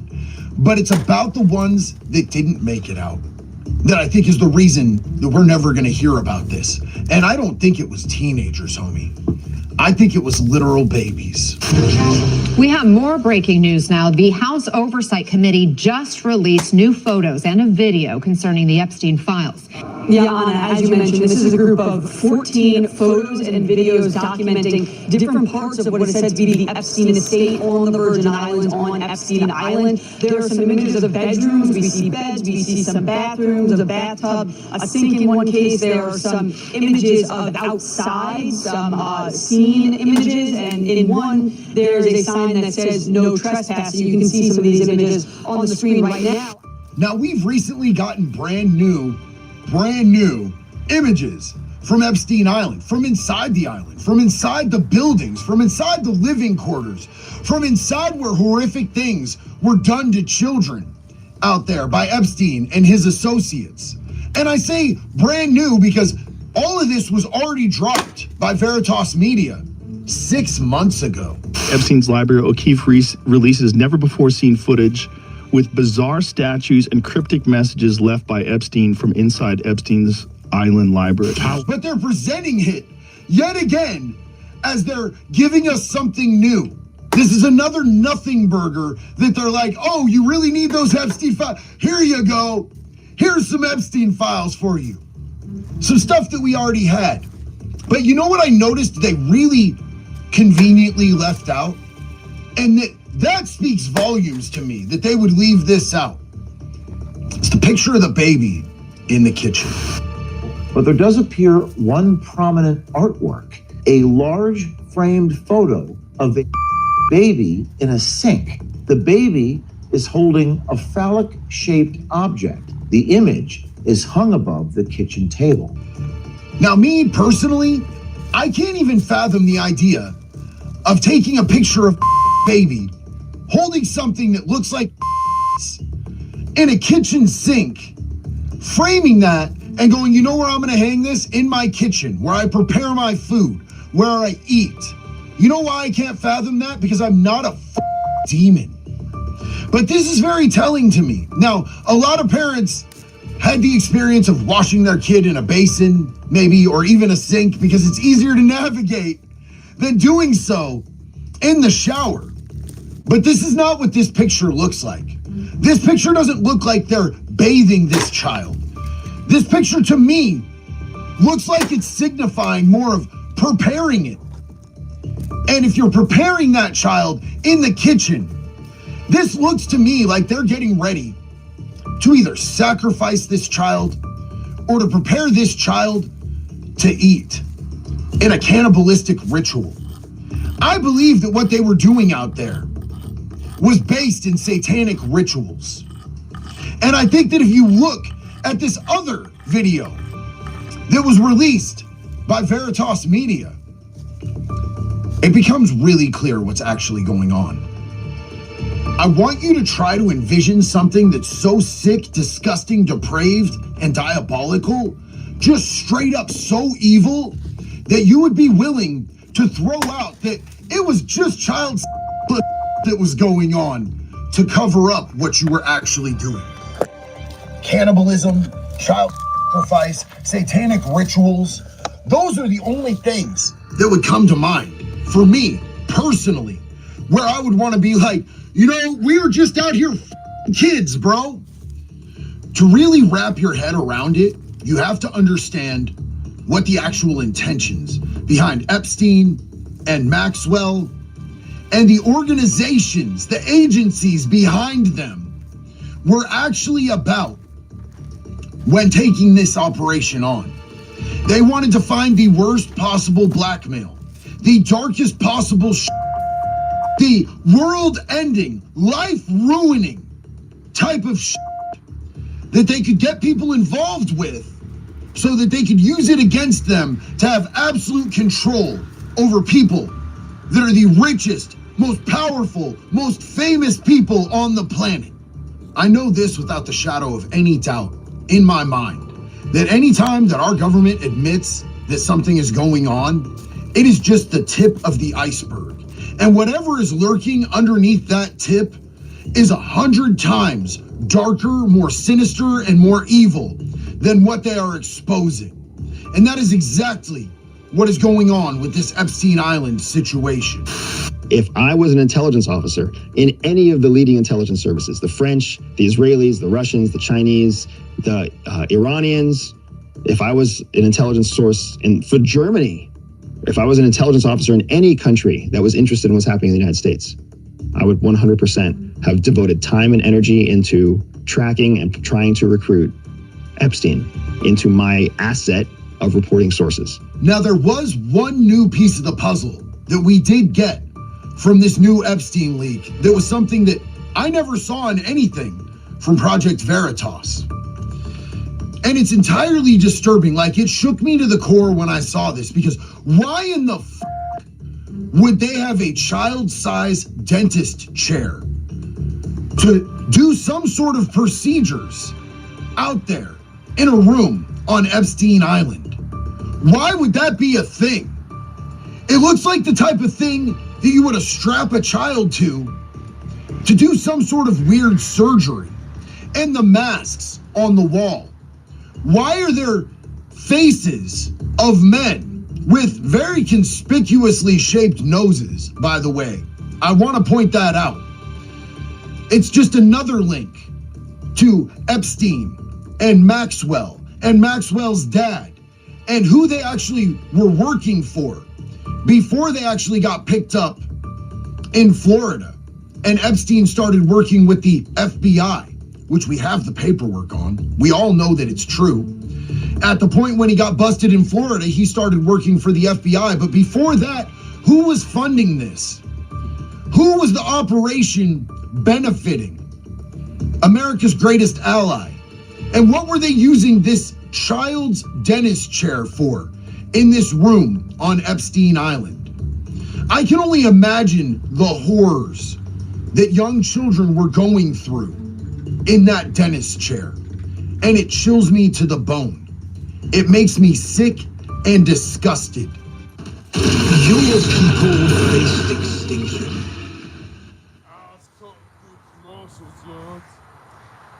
Watching. It wasn't just about doing deviant things. Young's listening to JD Daylight talking about the Gypston McGiff for conspiracy on TAAM Radio. To children. There was something way darker, way deeper, and way more insidious going on. Now, for years, we've been screaming about wanting transparency, about wanting to know what actually happened on this island. And people have been speculating as to why they won't just break bread like Jesus said and give us that information so that we can hold people accountable, so that these victims can get justice. And I know that it's because what was happening out there was way more devious than anything that they've let on. But there's another component to this, you guys. If you had blackmail on the richest, most powerful, most elite people on the planet, that is worth more than any currency. It's worth more than the US dollar. It's worth more than gold. It's worth more than pure heroin in bulk. Would you want to give that up? Because the second that all of that is exposed and those people are exposed, that blackmail becomes worthless. And that's another part of the reason that they're never going to let us see what was actually going on out there, regardless of how many victims there were. And I also want you to think about this. They came up with a foolproof way to get blackmail on the most powerful and elite people on the planet. Do you think for a second that Epstein Island was the only location? That Epstein and Maxwell were the only ones they had doing this? And that it all stopped just because those two got busted? Or do you think that it's way more likely that there were others? and other locations, and that it's still going on to this very day. Because I can tell you that the people who are pulling the strings, the puppeteers behind the world stage, aren't going to want to relinquish that power. They're going to want more. And there's no way that if they found an effective method to be able to gain this much control over what's happening in our world, that they're not going to pursue that and continue to pursue that just because some of their low-level operatives got busted doing it. This whole Epstein thing has never been about right or left. It's not about a political party. You're thinking too small. It's never been about just the United States of America or any other nation. It's about all of the nations. It's about the world stage. And fundamentally, at its core, it's about good versus evil. What do you guys think after seeing this? Do you guys agree with me? Do you think that I'm on the money? Am I based on this? Or am I just reaching a little too far here? Let me know down in the comments. Don't forget to like, subscribe, share this video so that more people will see it. And until the next one, it's always one love, baby. Be good or be good at it.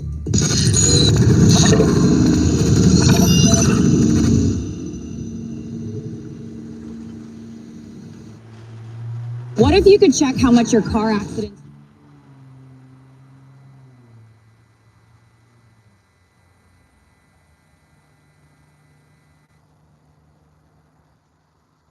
Attention, all lovers of freedom and all patriots of the country that believe in freedom. The Western world is under attack.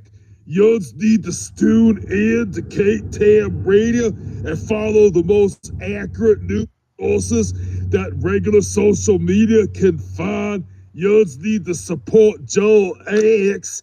Joe X is getting oppressed by his own country that he served just for speaking his mind and giving a fuck about his own people. Yuns need to not just sit there with the talawhackers out the TikTok and out their incognito hub.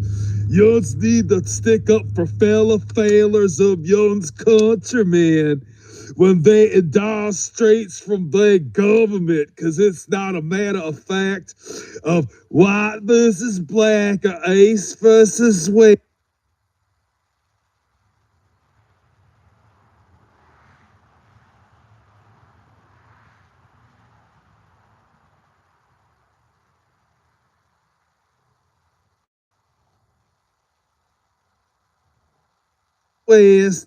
It's a fact of government versus you.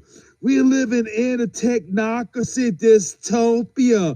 And what that fella George Orwell and all them Alex Jones critters and all them fellas are fighting for your rights, is fighting for your freedom. There's a victim of cancel culture, cancel culture, and Yuns letting it happen. Yuns not sticking up for your fellers of freedom, and I'm mad at Yuns. I'm so mad at Yuns, and you can start by following TAAM Radio and subscribing to Joe X. Yuns need to bring awareness to when Yuns fellow countrymen and your fellow Westerners getting got by the government just for them exercising their rights, just for them having an opinion. If Yuns don't believe me, if Yuns some kind of sycophantic freaking fascist bastard, I'm gonna whoop all of Yuns.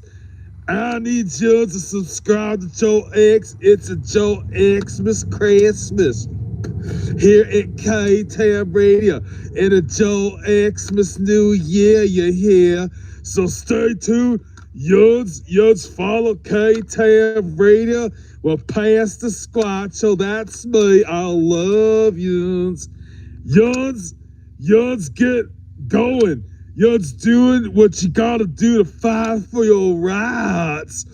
A fella said that time to time, the tree of liberty is thirsty, and it needs to be watered. It needs to be watered with dos sangres de fascismos and patriotismos. Los Desperados, you're tuned in to TAAM Radio. You're gonna follow Joe X. You're gonna bring awareness to his tyranny, and we're gonna party and make the best of it. It's 2025. It's Christmas time. It's a Joe Xmas Christmas. We're hearing from T from Cold Steel. She said, Merry Christmas to Joe Xmas Christmas. She wants to go partake in his eye roll test. Young's follow me. I'll follow Joe X. Young's give him a subscribe if you want to stay alive. Fighting for your freedoms. This is TAAM Radio coming at you live. The San Bernardino National Forest. Young's better do that. Young's better do. I won't love you. Don't you want me to love you?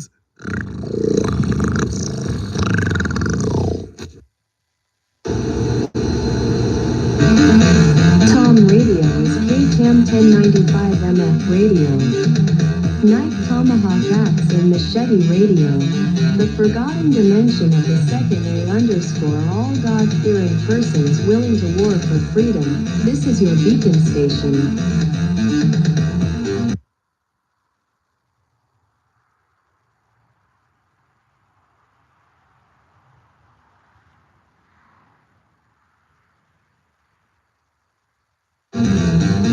TAAM Radio is KTAM 1095 MF Radio.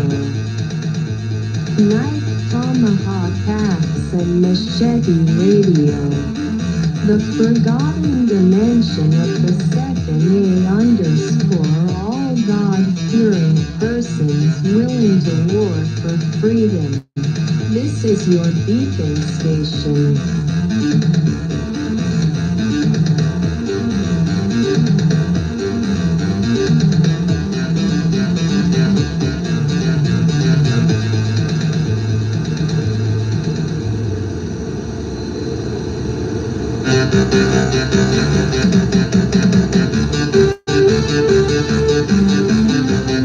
Coming at you live from San Bernardino National Forest with Nacho Desquacho. Is the year 2025 a freedom fighter is being flanked by Count. Es ist das Jahr 2025. It is the year. Es ist das Jahr 2. It is the year 2025. A freedom fighter is being flanked by counterculture. Will you rise up and stand with Joe X? Es ist das Jahr 2025. Ein Freiheitskämpfer wird von der Gegenkultur umzingelt. It is the year 2020. Es ist das Jahr 2000. It is the year 2025. A freedom fighter is being flanked by counterculture. Will you rise up and stand with Joe X? Es ist das Jahr 2025. Ein Freiheitskämpfer wird von der Gegenkultur umzingelt. Wirst du dich erheben und Joe X beistehen?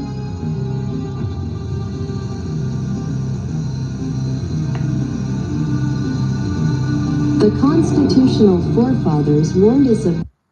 I'm gonna be real honest with you guys. This is the most wicked spiral out that I've ever seen. Like, bro was stacked, dog. And yeah, like, a lot of it was trend, and you could say that, but it's still a lot of hard work and everything. And now look where this dude is at, man. Like, look how much weight this dude has lost. And it's all muscle, bro. This dude is absolutely fallen off. A lot of people want to say that it's just him coming off the steroids because he knows that he's about to go to prison. But let's be really honest. It don't come off that fast unless you on that extracurricular. And as much as I think this dude is an absolute and utter fucking douchebag, it makes me sad as a person in recovery to see this happen. So I did reach out and I tried to get to this dude and let him know that, like, if he wants help getting into recovery, then I would absolutely help him, because, like, I know what it's like to be where he is right now, and it sucks. He got the message and tried to pretend like he doesn't know who I am. Bitch, you followed me on multiple platforms and then you blocked me. You know who the fuck I am. It's just really sad to see, because he didn't have to go out like that. And honestly, he's going into Florida prison. There's already dudes in there waiting for him, and he's going in looking like he weighs like $120, bro. That's broke down. Good luck, Wes. You're gonna need it in the Florida prison system. I'm gonna be real honest with you guys. So what are the penalties? Today is Thursday. The Republican Party completely. Listen to your.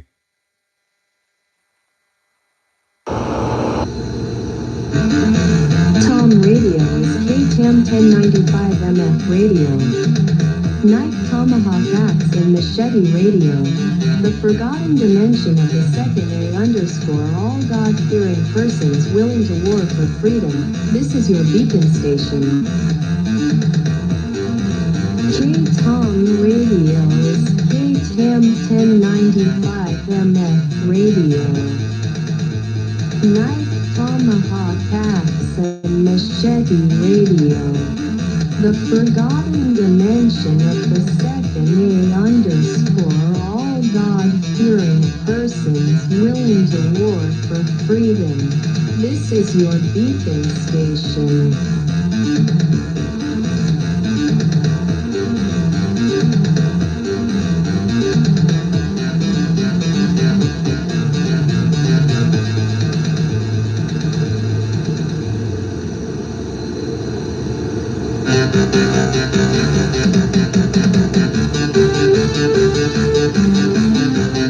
Coming at you live from San Bernardino National Forest with Nacho Desquacho.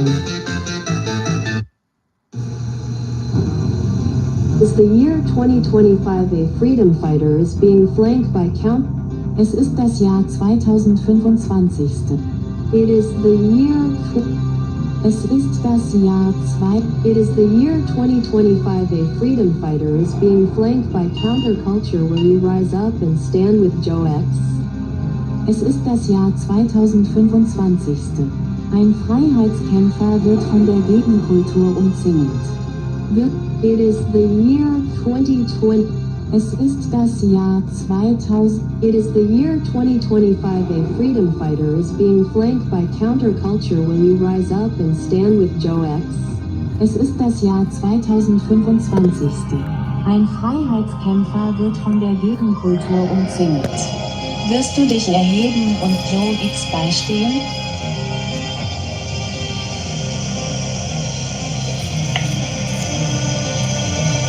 The constitutional forefathers warned us of this infringement upon innate God-given unalienable rights, whereas the freedom fighters who stand up for freedom fighters. Die Verfassungsväter warnten uns vor diesem Eingriff in unsere angeborenen, gottgegebenen und unveräußerlichen Rechte. Wo sind die Freiheitskämpfer, die sich für Freiheitskämpfer einsetzen?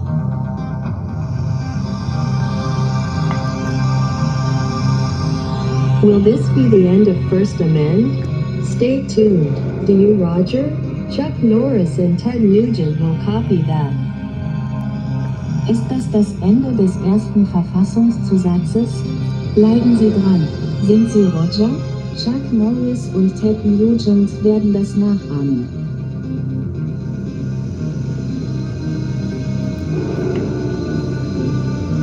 Calling on all other tactical and survival and blade and bushcraft in USA to fire at will that is in order Nacho out. Aufruf an alle anderen taktischen Überlebens-, Messer- und Bushcraft-Spezialisten in den USA.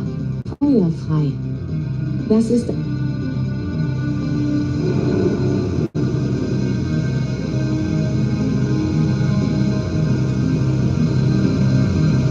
Free speech is the ultimate sword.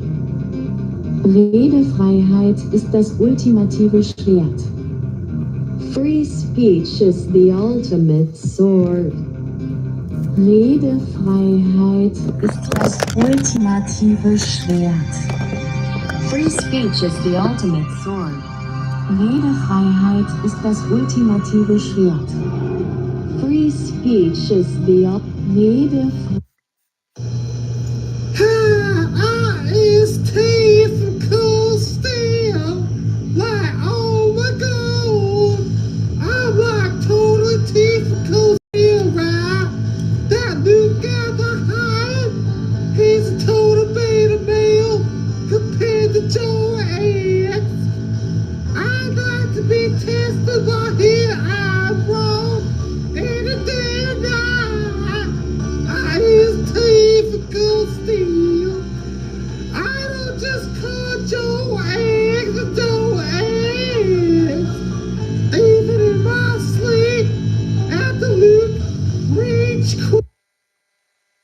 candelabra. Yours is listening to TAAM Radio.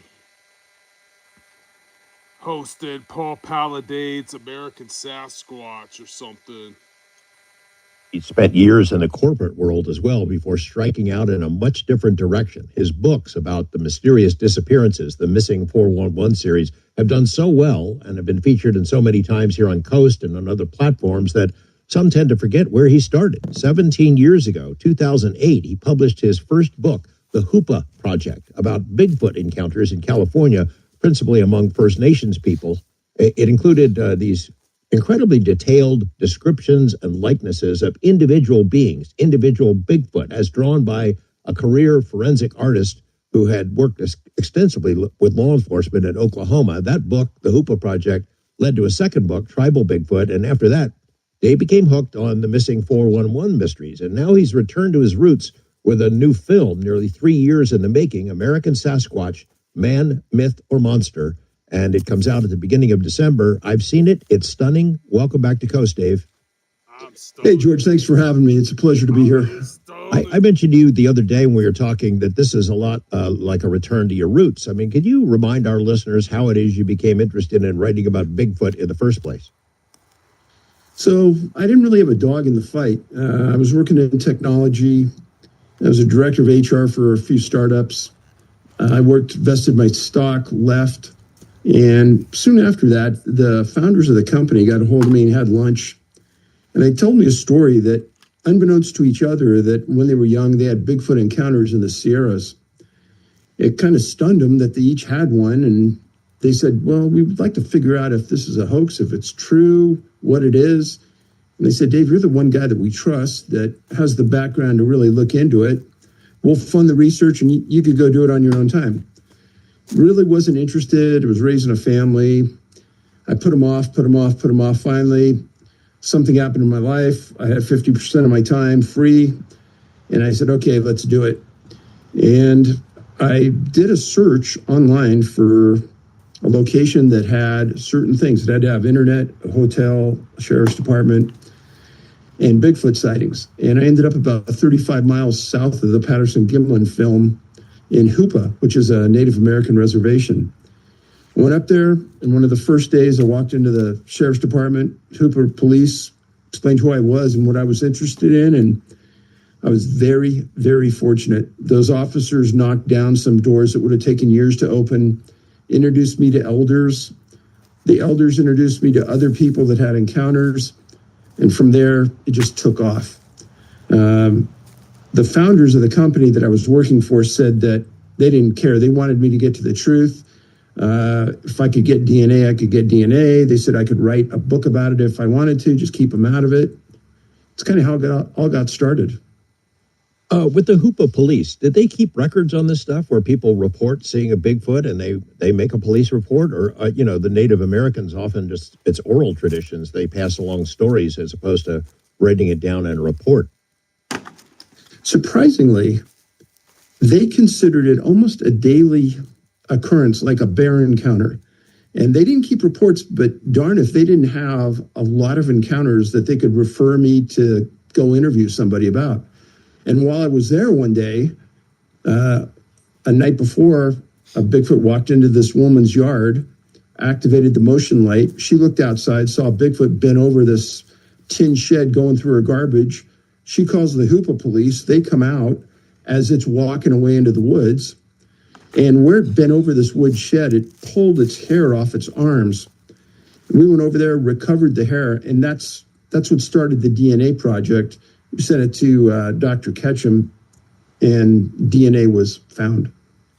Back then, had you given thought to the idea that, well, this must be just an undiscovered flesh and bone, unknown hominid species, some kind of undiscovered ape that somehow has escaped humans other than occasional glimpses?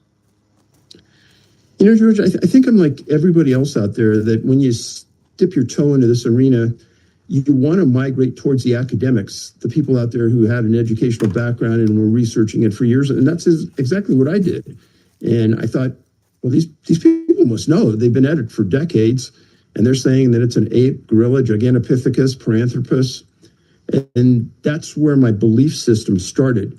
But at the time when I lined up all of these witnesses in Hoopa that had very close encounters, we brought in Harvey Pratt from the Oklahoma Bureau of Investigation, their chief forensic artist, and he sat down with the people and he drew the sketches, and none of those sketches looked like an ape or a gorilla. And each time the witnesses said, that is exactly what it looks like, guys. Well, that book took heat from the ape gorilla crowd. They said, well, maybe that's the way they look in Hoopa, but they don't look that way in the rest of the United States. Well, Harvey had contacts all over the Western American tribes. We just took a tour through the Midwest, and that tribal Bigfoot evolved. We met more witnesses. Harvey drew more sketches, and they still have this human quality to them, nothing like an ape or a gorilla. I remember that with the first interview we did on this program 17 years ago, and I recall telling you, and I'm looking at the book right now, The Hooper Project, and it was the most striking part of that book is these faces were so human-like. I mean, they're individuals, clearly. They don't look like a gorilla or King Kong or something. They're all different, but all similarities, of course. You know, if you and I went to China and Mongolia and Mexico and Fiji, they're all humans. And they all look a little different, but they all have this human quality to them. And that's really the best way I could describe what Harvey drew. And when Harvey was drawing for Oklahoma, let's say a burglar or something was seen by a family, the sketches that he drew of the suspect with the help of the witnesses, when that guy was later found, it's like he was in the room with Harvey when Harvey drew him. That's how accurate his sketches were. So when people say, oh, he didn't really draw them accurately, I've never had one witness come back and say, that's not what I saw. Hey, Marty, how you doing, man? I'm on a new level. I have a purpose. And with that obligation comes sacrifice.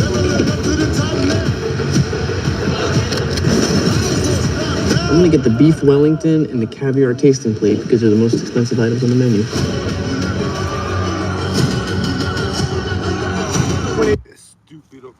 Harvey was, I remember seeing his name, of course, with this book, and he's in your new film. We'll get into that in a second. But he not only worked with law enforcement a long time, he had other sort of titles that give him a certain amount of credibility in many different circles, right?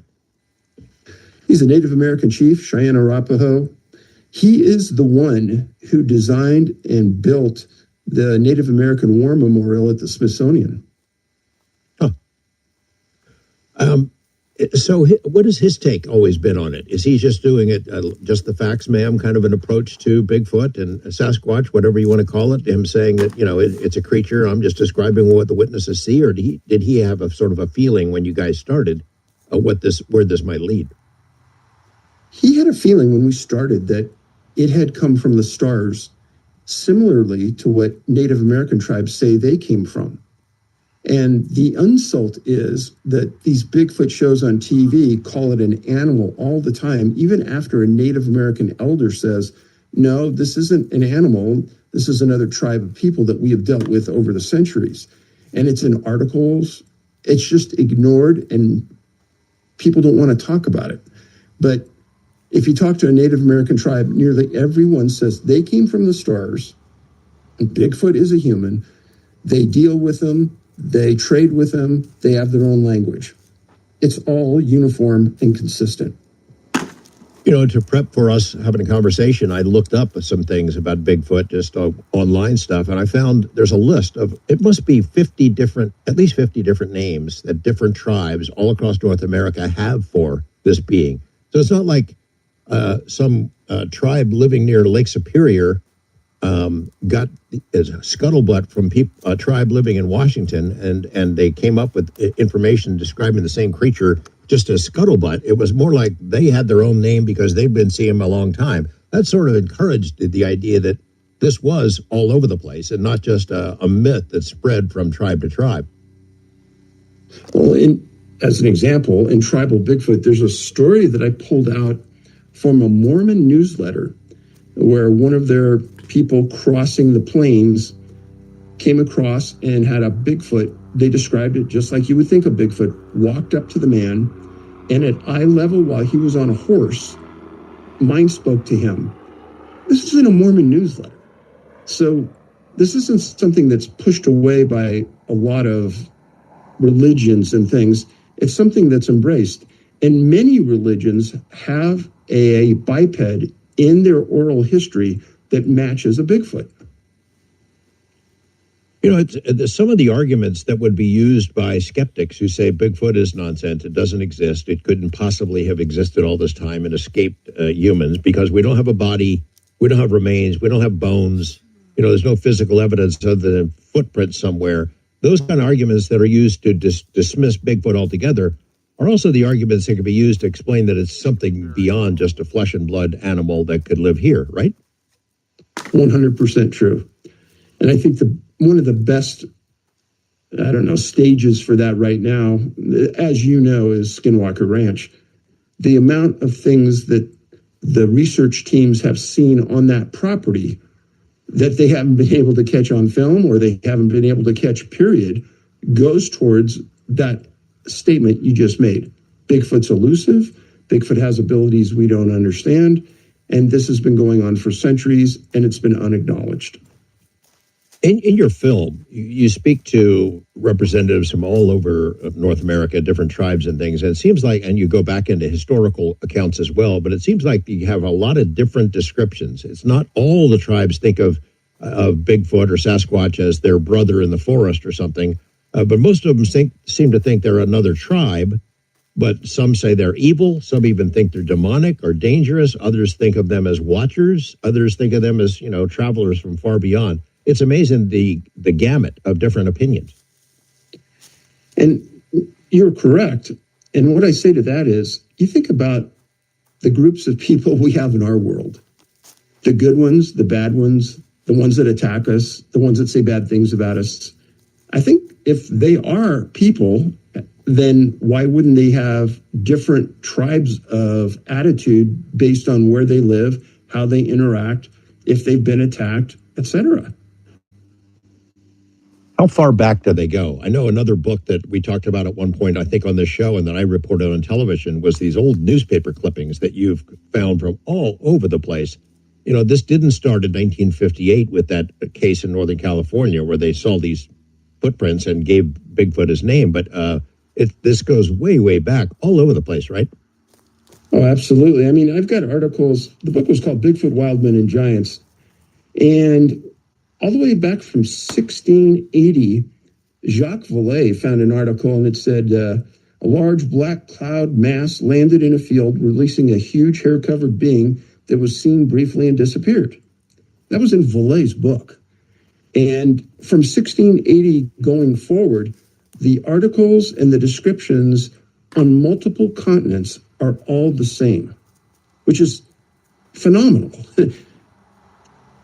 It is. I mean, I guess they weren't always called Bigfoot, obviously, and not always called Sasquatch.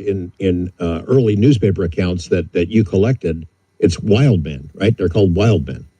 Wild men, hairy men, always men or man, never animal, which is unusual. And in those early cases, it seems like the wild men were doing something wild, throwing rocks, causing trouble, making weird noises. Or am I exaggerating? No, I think the general interaction was uncomfortable. Maybe because the people were infringing on their hunting grounds or where they live, where they're raising their family. It's hard to say, but there wasn't a lot of positive statements in any of the older articles. It was more like, it ran across the front of our carriage, it threw rocks at us, we got out of the area, etc.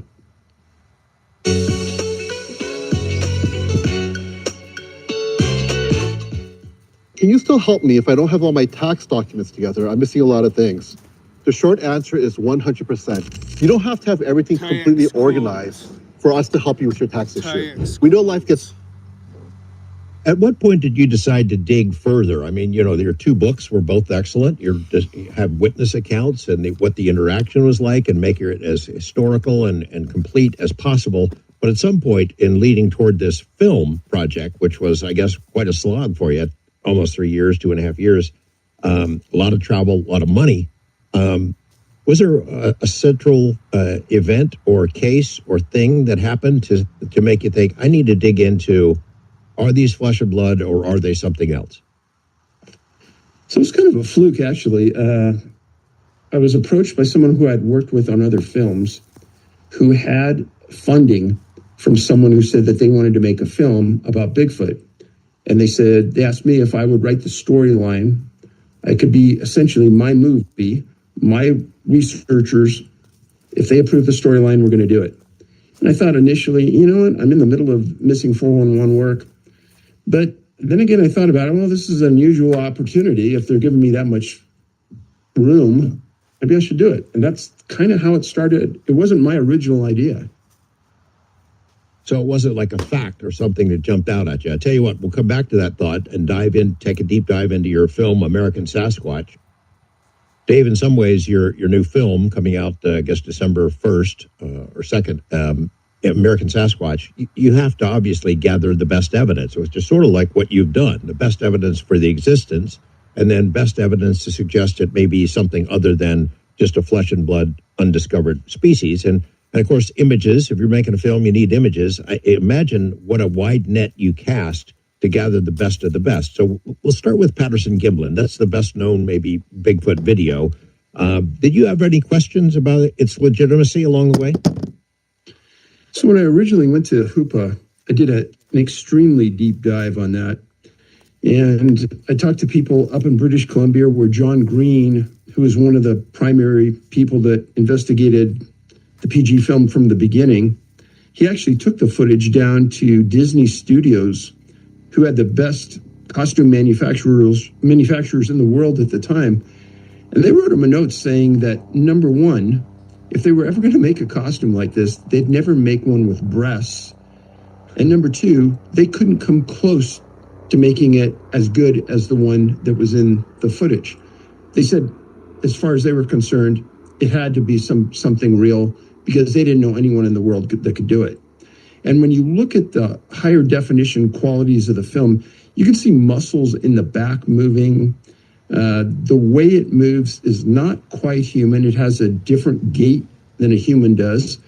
But the manner that it moves in and the way the breasts move, etc., it's all so fluid, it would be impossible to make it during 1967. I always thought it was legit, and talked to a lot of people about it over the years. But, as with the UFO world, a UFO case or some haunted house or something, somebody comes along and declares it with a wave of their hand. Well, this is debunked. I debunked it. And, that certainly has been true for this. I think the last time I heard some news about Patterson-Gimlin was somebody who was involved way back in the beginning claiming that they made it up. Are you up on that discussion? Of course. And one of the things is that the entity, the biped in the Patterson-Gimlin film, they had some of the best analysis done on it, and they guessed it was about 6'7". And some of the people that claimed that they were in that costume were not that tall. So that's issue number one. Number two, the biped, when it stepped, made marks in the ground, in the sand, that were very deep. And even when the tracks are seen today, the impressions that are made are so deep in the soil that if you and I went out and tried to do it, we could only barely scratch the surface, where this thing is going very deep. The other thing is that the tracks have what's called dermal ridges in them. If you're in the right soil under the right conditions, it's almost like a fingerprint for the foot that's in that mark. Impossible to fabricate. You've been injured in a car accident, insurance company offer you $8,000 for a rear end crash? That ain't an offer, partner. That's a damn insult. We got a gal $4 to $7,000 for that same kind of wreck. AI don't guess, it gets you paid. Our AI compares your crash to over 100,000 past settlements. Smarter than a snake oil lawyer in a Sunday suit. Most folks we help get 5 to 12 times more than what them insurance folks offer. It's like bringing a shotgun to a fist fight. In some states, you wait 30 days to file a claim or see a doc. You can kiss. I've seen people make claims about fabricating or hoaxing Bigfoot prints, and they'll have some big foot thing, and they'll stomp it in some mud and hide in the bushes and laugh as people discover them. It's kind of hard to do that for somebody who's an experienced Bigfoot investigator, right? I mean, as you mentioned, the thermal ridges, but also the the length of the steps. I mean, the steps between. I mean, you have to make them by somebody who's pretty big. Well, the stride on these is huge. And also when you're looking at you got to remember this, the foot on these is anywhere from 15 to 23 inches long. It's a huge foot, big toes. When you or I walk on the ground, depending on the surface, our toes move and their toes move. Now, if it's fabricated, the toes don't move. So it's pretty easy to tell step to step if it's a fabrication or not. You have in your film something called the Paul Freeman footage. Tell us about that and tell us how you think it stacks up. So Freeman was a ranger up in the far reaches of northeast Oregon, southeast Washington in the Blue Mountains. And he didn't really know what he was getting into, but he knew that there were things around him that were not normal. And he went out and he bought just a pretty cheap video camera, and he started to go out looking around, and he took some really good photos and motion of tracks. Now, Bigfoot tracks are different than the way you and I walk. You and I walk with a staggered footstep. Right foot is on the right side, left foot is on the left side. When Bigfoot walks, it's one foot directly in front of the other. If they're not that way, it's not a Bigfoot track. Freeman recognized this right away. He also recognized that the tracks would start and stop on trackable ground in the middle of nowhere, meaning that he could find some tracks, but as he went back, there was no beginning. They just started in the middle of nowhere, and then they stopped in the middle of nowhere. Well, he got some footage eventually that was phenomenal. And when you look at it, it will remind you of the Patterson-Gimlin footage, where the gleam comes off the hair of the biped. Also, at the very end, if you look very closely, there's a juvenile that's picked up by this biped in the footage. Paul didn't have the wherewithal to hoax it. Everything that he filmed was consistent with what we know. There's no way it was hoaxed. And we met with his son, who's the kind of the caretaker of all of his research. And you look at the tracks that he was able to accumulate. It was just phenomenal work for somebody who really didn't know what he was doing. You mentioned about the tracks and I had mentioned about some of them, attempts have been made to hoax them. You know, obviously, when you find some tracks in the middle of nowhere, up in the mountains, not on a trail, just some mud bog or something where people don't usually go, that seems like a futile waste of your time if you're going to be a hoaxer. One of the clips that I was impressed by that's in your movie is in snow, and these Bigfoot tracks appear out of nowhere and then end nowhere, as if they just disappeared, as if they were sucked up into the air, which reminds me of a couple of things that had happened at Skinwalker Ranch. Same thing. This is snow. There's no backtracking. There's no trickery involved. It's as pure as the driven snow, and I was really impressed by that clip. Yes, and the reason that's in the movie is that exact same issue happened to me in northern Colorado when I was living there.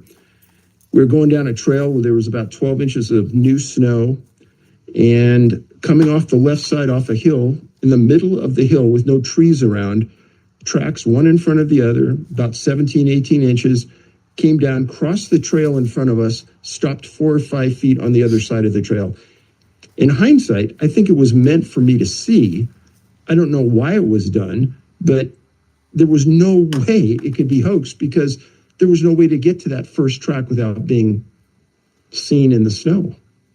Yeah. You do a great job of sort of showing the different camps in Bigfoot world. And it's very similar to UFO world, too, where they're, you know, the Bigfoot Research Organization, the big one, BFRO, they're kind of like purists. They don't want to hear any stories that Bigfoot is paranormal or from some other planet or other dimension.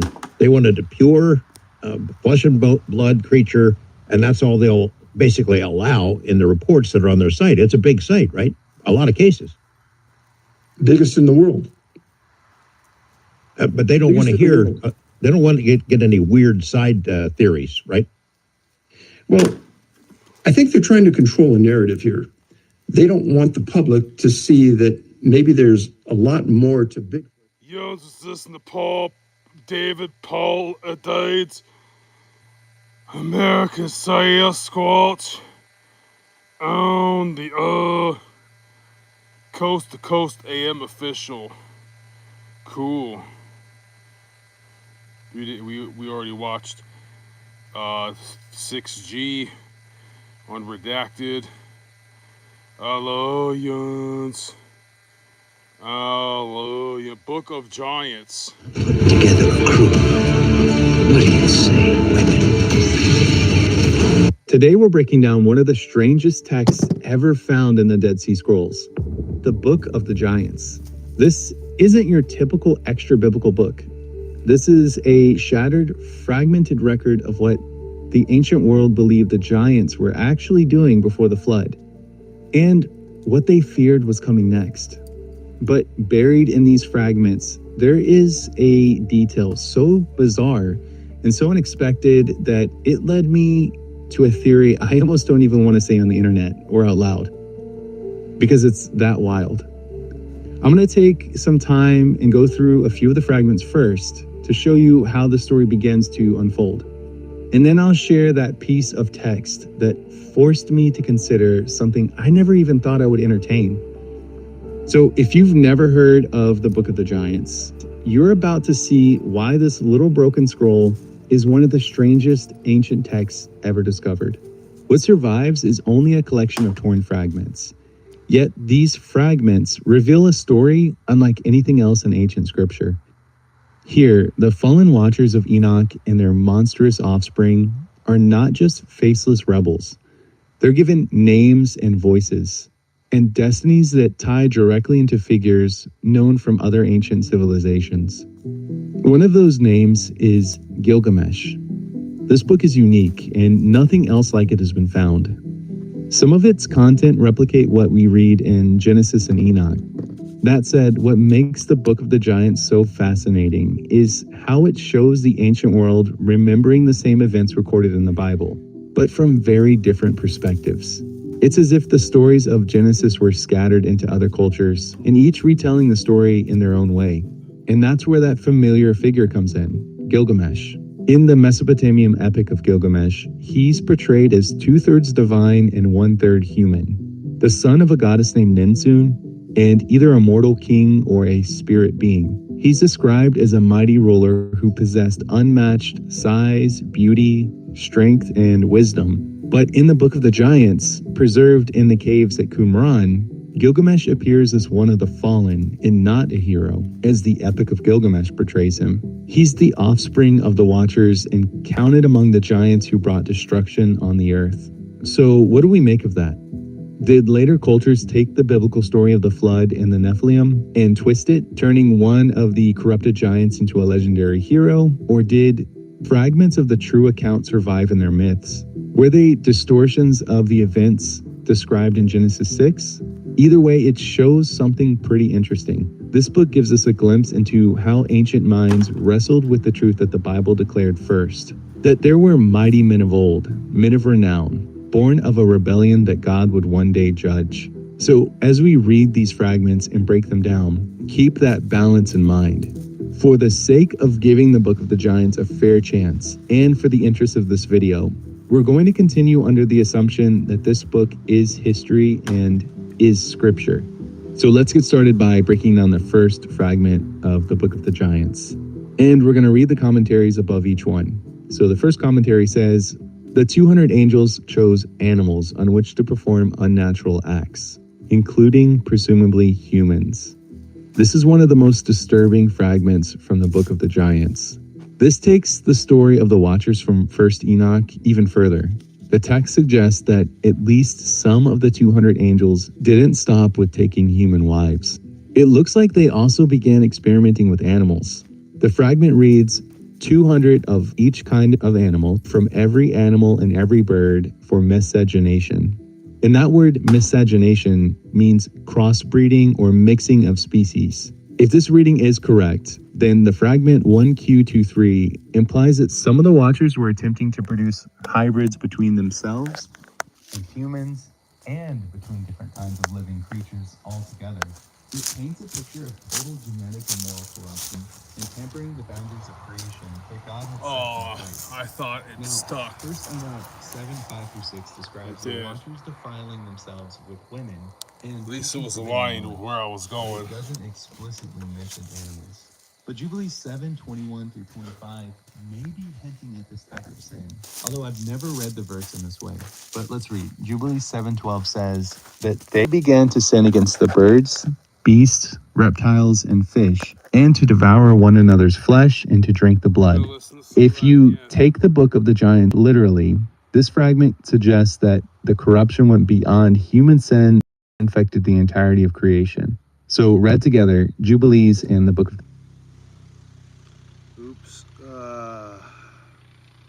Pardon me, trying to avoid commercials, trying to avoid commercials that won't get off the screen. The giants, the heavenly watchers mixed with animals on which to perform unnatural acts, including presumably humans. This is one of the most disturbing fragments from the book of the giants. This takes the story of the watchers from First Enoch even further. The text suggests that at least some of the 200 angels didn't stop with taking human wives. It looks like they also began experimenting with animals. The fragment reads, 200 of each kind of animal from every animal and every bird for miscegenation. And that word miscegenation means crossbreeding or mixing of species. If this reading is correct, then the fragment 1Q23 implies that some of the watchers were attempting to produce hybrids between themselves and humans and between different kinds of living creatures altogether. It paints a picture of total genetic and moral corruption and tampering the boundaries of creation that God had set in place. Now, 1 Enoch 7:5-6 describes the watchers defiling themselves with women and teaching forbidden knowledge, but it doesn't explicitly mention animals. But Jubilees 7:21-25 may be hinting at this type of sin, although I've never read the verse in this way. But let's read. Jubilees 7:12 says that they began to sin against the birds, beasts, reptiles, and fish, and to devour one another's flesh and to drink the blood. If you take the book of the giants literally, this fragment suggests that the corruption went beyond human sin and infected the entirety of creation. So read together, Jubilees and the book of the giants, the heavenly watchers mixed with humans and other species, and the entire natural order became polluted. Almost as if the DNA of creation was being rewritten through their rebellion. I have a lot more to say on this fragment and a wild theory that ties into it, but I'm going to discuss that after we read the next two fragments. So the commentary above these fragments say, the outcome of the demonic corruption was violence, perversion, and a brood of monstrous beings. Compare Genesis 6:4. Reading the fragments, it says, they defiled, they begot giants and monsters.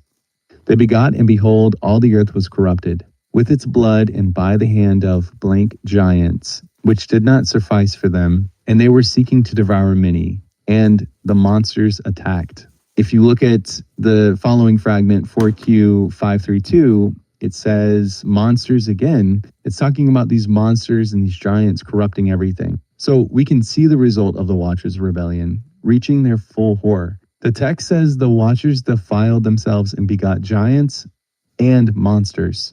It describes how the earth was corrupted with blood, how these creatures grew mighty, and how they began to devour everything. They weren't just killing men, they were consuming the entirety of creation.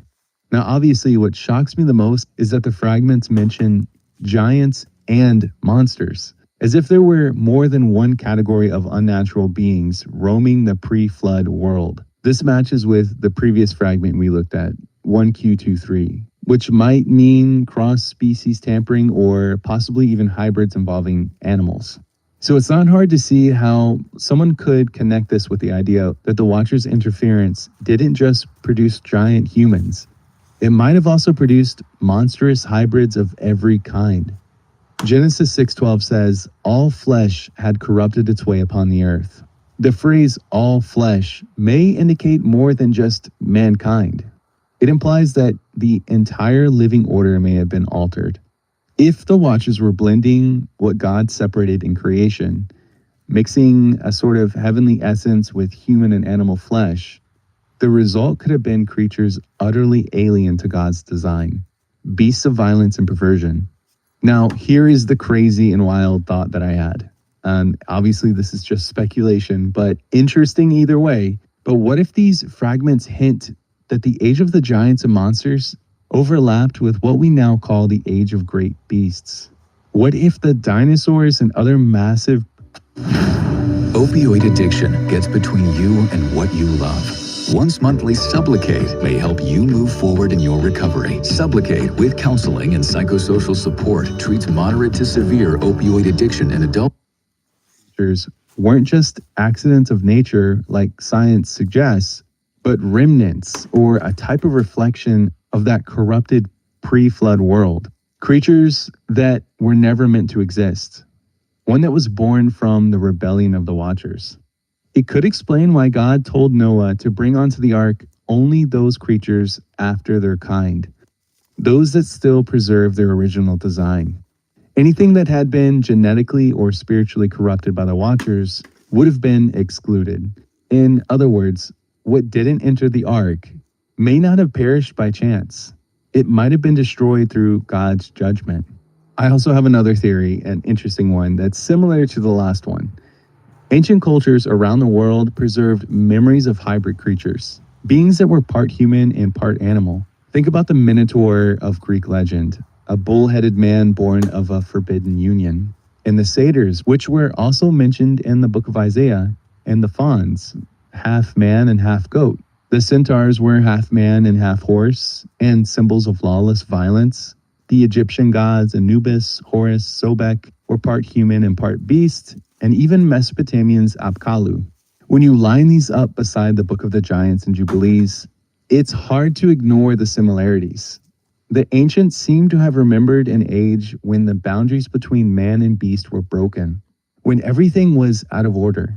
I believe later cultures turned these memories into myths and idolized something that scripture calls evil. So maybe the monstrous hybrids of legend aren't pure imagination. Maybe they're distorted memories of the real chaos that took place before the flood, when the Watchers and their offspring defiled earth and corrupted everything. The result was not evolution, it was de-evolution. Order gives way to monstrosity, and that's exactly what the Dead Sea Scroll fragments are telling us. A world where the line between angel, man, and animal was blurred, and the result was chaos, followed by destruction. So the next fragments, 2Q26 and 4Q530. The commentary says, the giants began to be troubled by a series of dreams and visions. Mahaweh, the titan son of the angel Barakel, reports the first of these dreams to his fellow giants. He sees a tablet being immersed in water. When it emerges, all but 3 names have been washed away. The dream evidently symbolizes the destruction of all but Noah and his sons by the flood. And then the other commentary for the other fragment says, the giant goes to the others and they discuss the dream.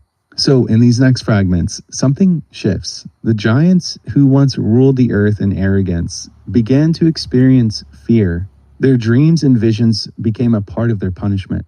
In one fragment, Mahaweh, the giant son of the angel Barakel, dreams about a large tablet sinking beneath the water. When it's lifted out, almost all of the names on it have been washed away.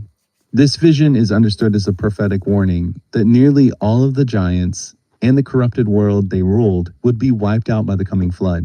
Only a few names remained, which symbolized Noah and his sons.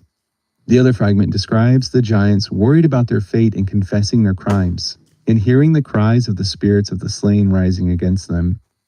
Their dreams are filled with despair and doom. The text calls these visions a curse for cursing and sorrow. They were being tormented. You could say that these dreams were the beginning of their punishment. It's a sort of spiritual torment that came before their physical destruction. And in a way, this is similar to another story in Scripture.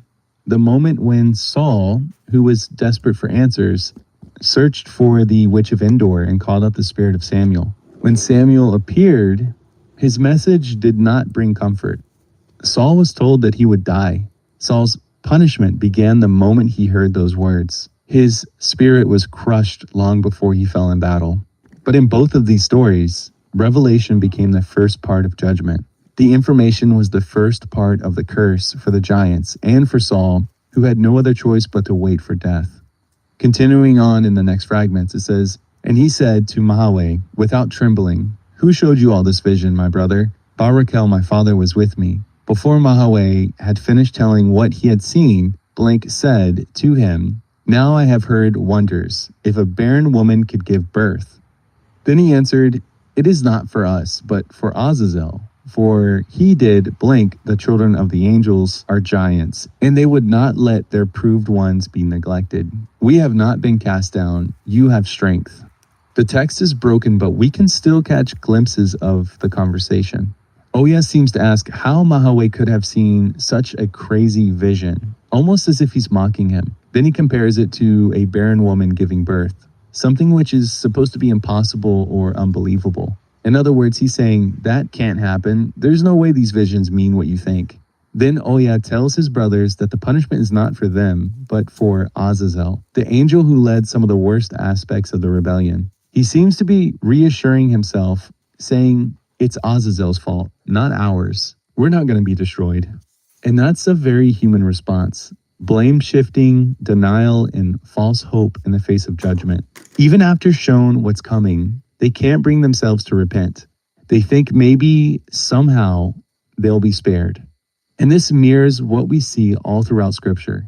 In the days of Noah, in Pharaoh's Egypt, in the prophet's warning to Israel, people always tend to believe that judgment will not fall on them, that maybe it'll fall on someone else. But in the end, the floodwaters didn't spare the giants, and their false hope vanished as quickly as their strength. So these fragments kind of give us insight into the psychology of rebellion. Even the giants, these beings of immense power, are shown here as fearful and confused and desperate to believe they won't face the consequences of their own actions. So 4Q531, the commentary for this fragment says, the giants realized the futility of fighting against the forces of heaven. The first speaker may be Gilgamesh. So 4Q531 says, I am a giant, and by the mighty strength of my arm, and my own great strength, any one mortal, and I have made war against them.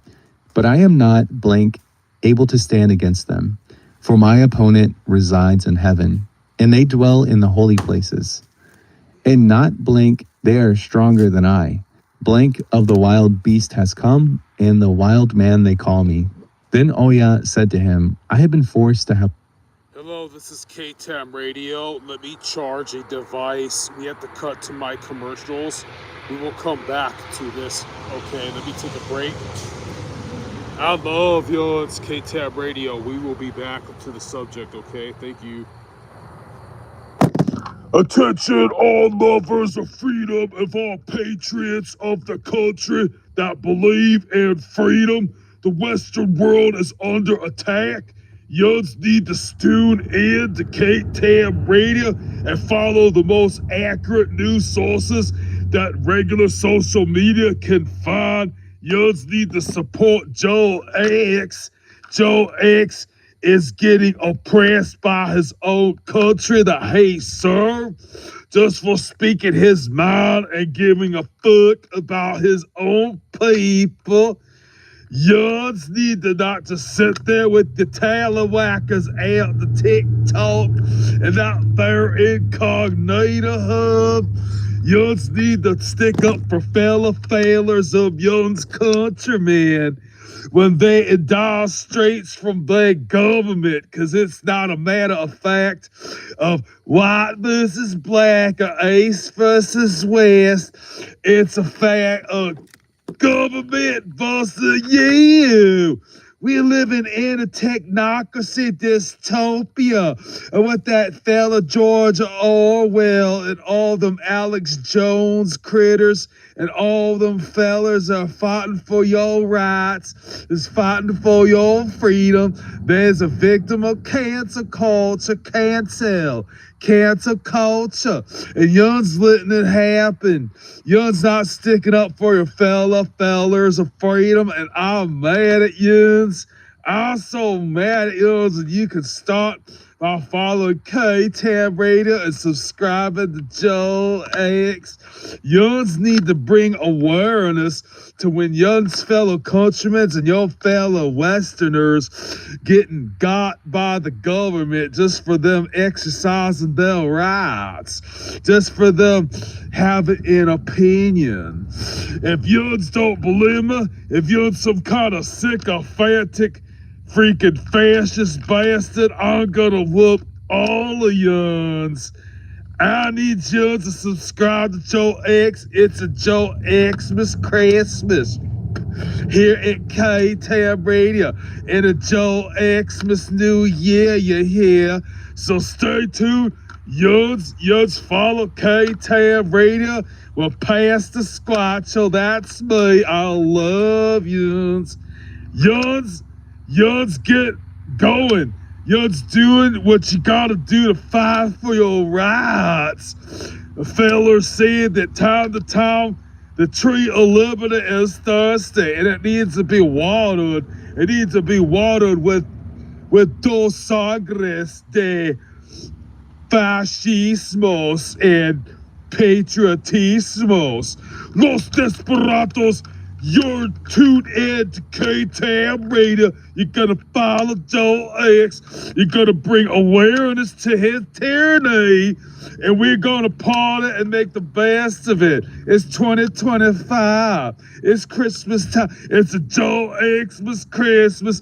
We're hearing from T from Cold Steel. She said, Merry Christmas to Joe Xmas Christmas.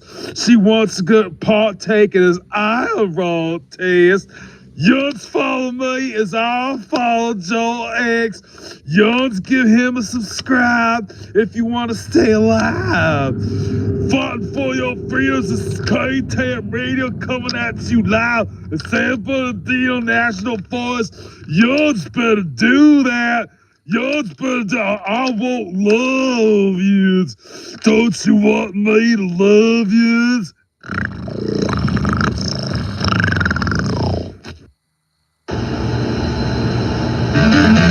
TAAM Radio's TAAM 1095 MF Radio. Knife Tomahawk Axe and Machete Radio. The forgotten dimension of the second A underscore all God-fearing persons willing to war for freedom. This is your beacon station. TAAM Radio's TAAM 1095 MF Radio. Knife Tomahawk Axe and Machete Radio. The forgotten dimension of the second A underscore all God-fearing persons willing to war for freedom. This is your beacon station.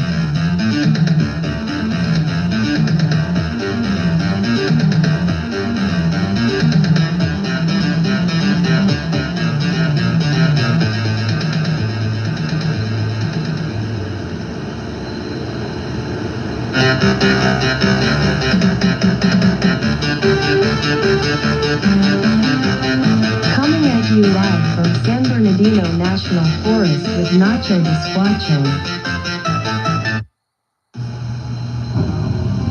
Is the year 2025 a freedom fighter is being flanked by Count? Es ist das Jahr 2025. It is the year...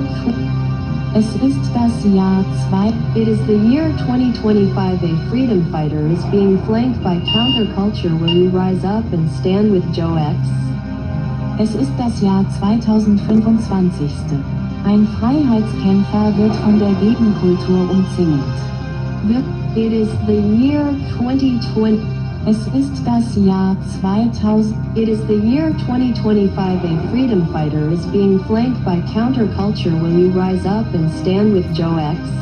Es ist das Jahr 2025. Ein Freiheitskämpfer wird von der Gegenkultur umzingelt. Wirst du dich erheben und Joe X beistehen?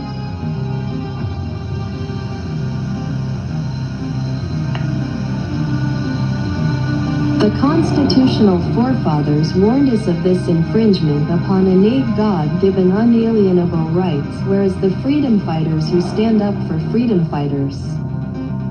Die Verfassungsväter warnten uns vor diesem Eingriff in unsere angeborenen, gottgegebenen und unveräußerlichen Rechte. Wo sind die Freiheitskämpfer, die sich für Freiheitskämpfer einsetzen?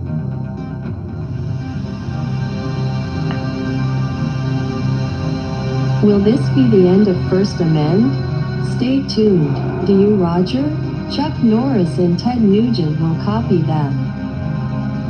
Ist das Ende des ersten Verfassungszusatzes? Bleiben Sie dran. Sind Sie Roger? Chuck Norris und Ted Nugent werden das nachahmen.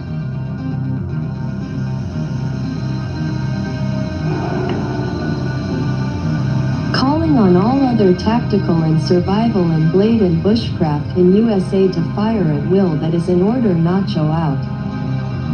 Aufruf an alle anderen taktischen Überlebens-, Messer- und Buschkraftspezialisten in den USA. Feuerfrei. Das ist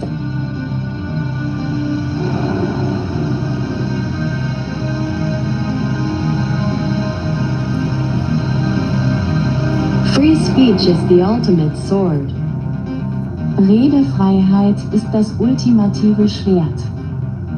Free speech is the ultimate sword.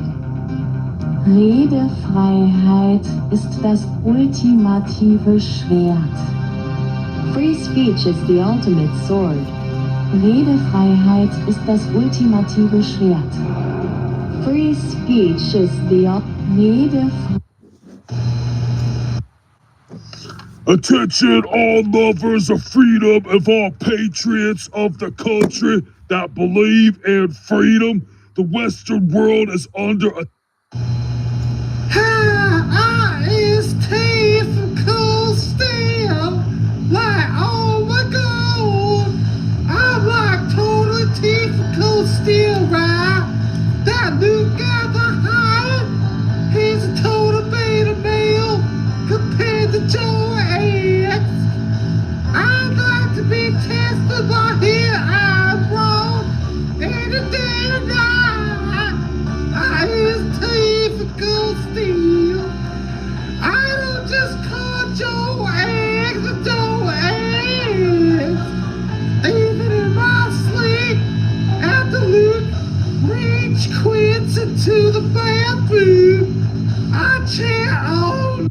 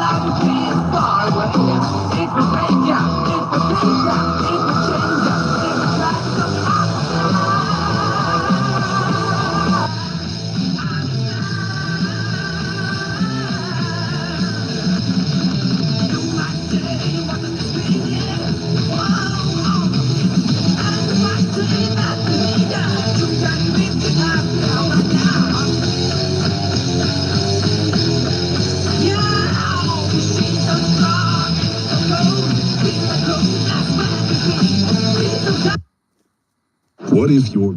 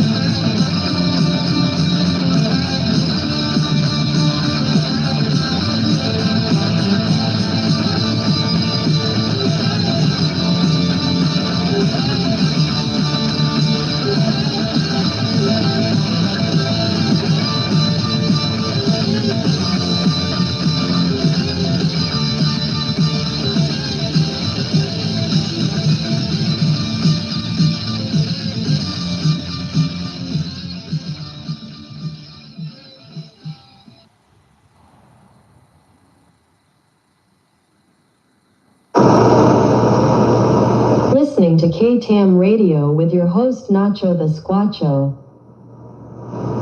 You're listening to TAAM Radio with your host Nacho the Squatcho.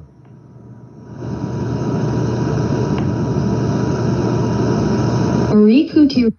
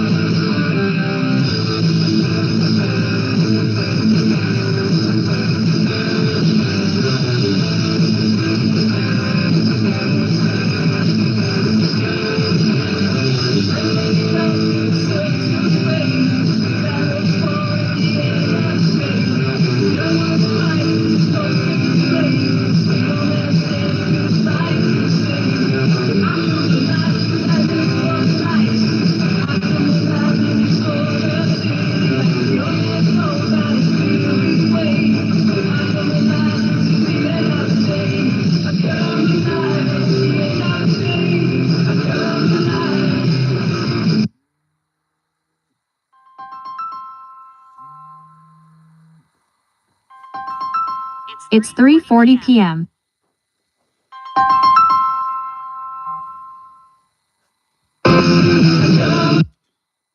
That song might be copyrighted for some stupid reason.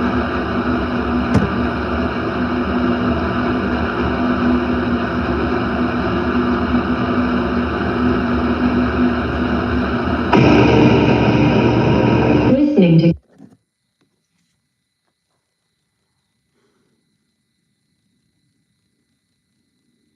We will be right back because the rarest bands in the world want to be copyrighted for some reason. Sorry. TAAM Radio is TAAM 1095 MF Radio. Knife Tomahawk Axe and Machete Radio. The forgotten dimension of the second A underscore all God-fearing persons willing to war for freedom. This is your beacon station. TAAM Radio is TAAM 1095 MF Radio. Knife Tomahawk Axe and Machete Radio. The forgotten dimension of the second A underscore all God-fearing persons willing to war for freedom. This is your beacon station.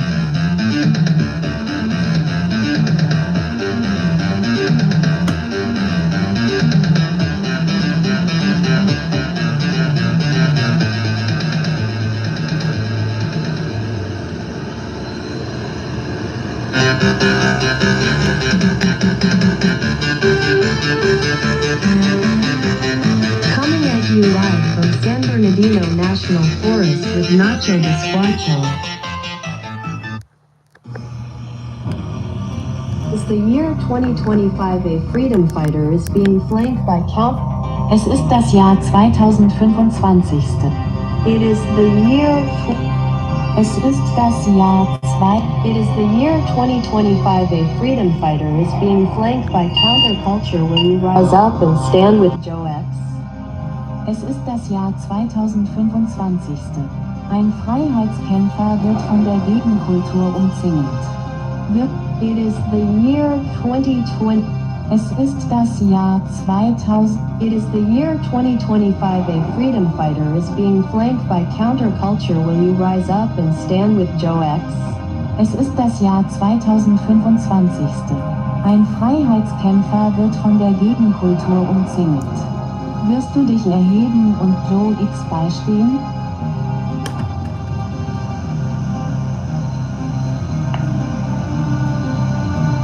The constitutional forefathers warned us of this infringement upon innate God-given unalienable rights, whereas the freedom fighters who stand up for freedom fighters.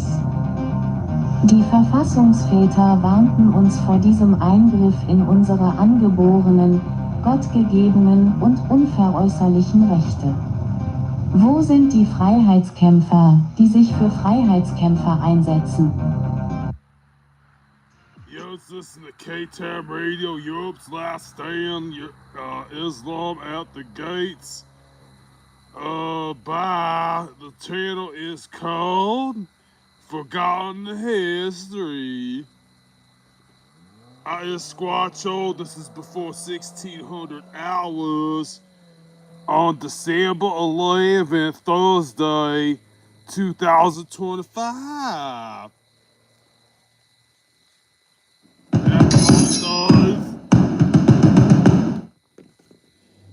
Recently, Europeans have been regretting their respective governments allowing unrestricted immigration from Muslim nations. Crime rates have skyrocketed, and many feel that their nations are being invaded. But Europeans have suffered invasions by Muslims for over 1,800 years, beginning with the Moors invading Spain and Sicily in the early 8th century, pushing into France until defeated in that same century by Charles Martel in 732. The Turkish Muslims finally eradicated the Byzantine Empire by capturing Constantinople in 1453. They invaded Central Europe and laid siege to Budapest in the 16th century, occupied the Balkans, and so on. But there was one last roll of the dice for the Ottomans. and it ended Islamic expansion, at least until now. What was the Siege of Vienna? How did it start? Who was involved? What was the end result? Hello, I'm Colin Heaton, former history professor, Army and Marine Corps veteran, and welcome to this episode of Forgotten History.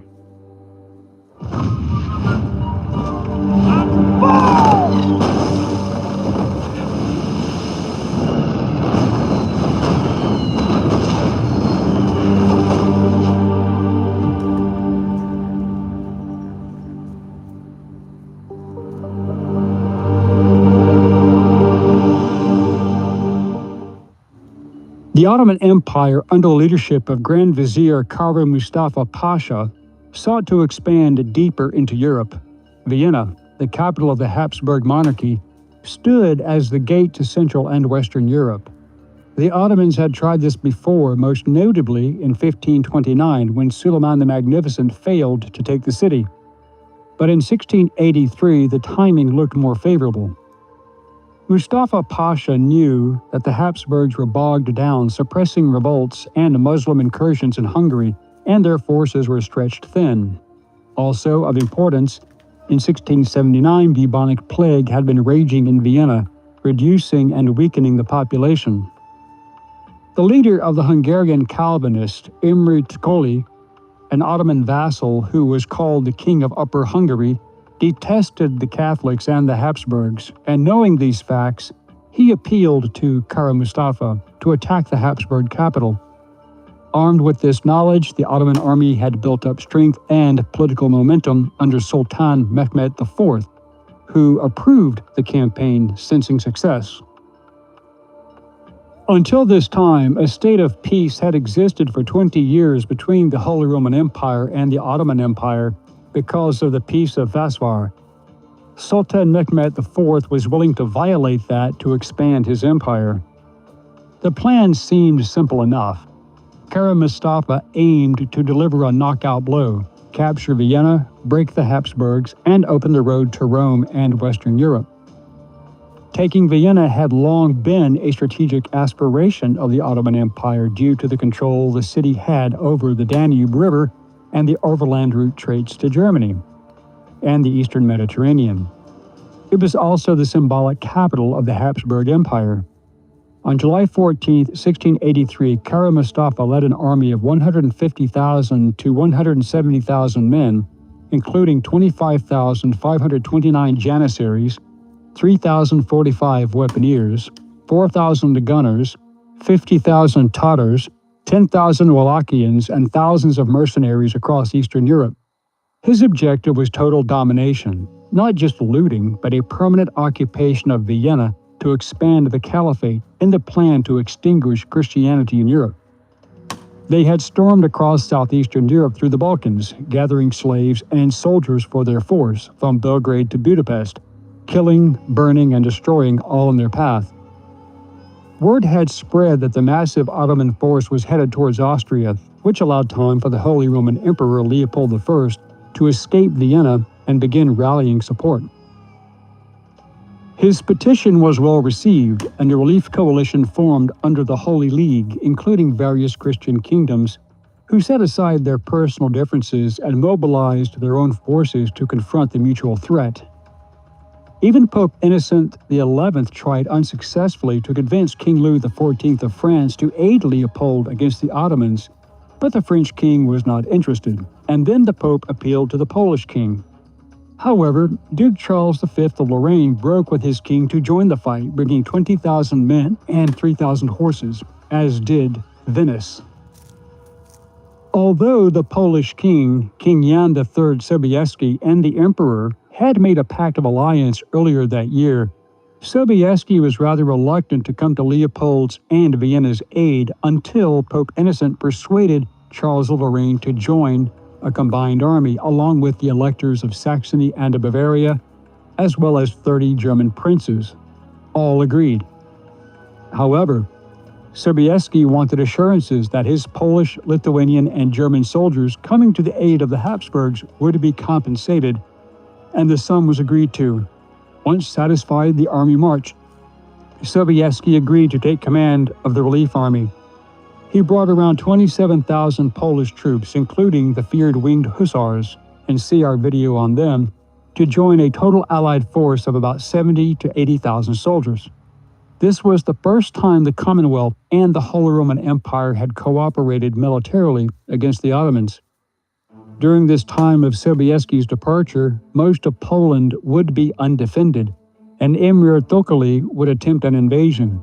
However, sensing such a move, Kazimierz Jan Sapieha delayed the march of the Lithuanian army, campaigning in the Hungarian highlands instead, working as a blocking force against the Hungarians, defeating them. And once that threat was over, he arrived in Vienna, but only after it had been relieved and the battle was over. Probably going to make the IRS mad with this video. I'm going to show you how to resolve your tax debt issues completely online. There's a service that can help you get into compliance. At that time, Vienna was commanded by Count Ernst Rüdiger von Starnberg, and the garrison was staffed with only around 15,000 soldiers and 8,700 volunteers with 370 cannons. He refused to capitulate to the Ottomans, who demanded their surrender. This was because only a few days before, von Starnberg had received news of the mass slaughter at the small town of Perchtoldsdorf, south of Vienna, where the citizens had surrendered the undefended city after having been given a similar choice. The men were killed and the women and children were enslaved. Therefore, being unable to meet the large Ottoman force in battle, the defenders prepared for a long siege until they could be relieved. But the Ottoman strategy was a long game. Rather than storming Vienna immediately, taking casualties and risking damage to the great city, Kara Mustafa chose to dig in. His engineers started laying mines and placing gunpowder under the walls to blow them down, and digging tunnels under the walls to expedite entry, while also building long lines of trenches toward the walls to protect his soldiers on the advance, as the Viennese had demolished many of the houses around the city walls and cleared the debris, leaving a clear killing field that would expose the Ottomans to their defensive fire if they tried to rush into the city. The outer wooden palisade was over 150 years old and badly deteriorated. The defenders then began driving large tree trunks into the ground to reinforce the walls. This disrupted the Ottoman plan of a quick siege, adding another 3 weeks to the time that it would take to get past the wall.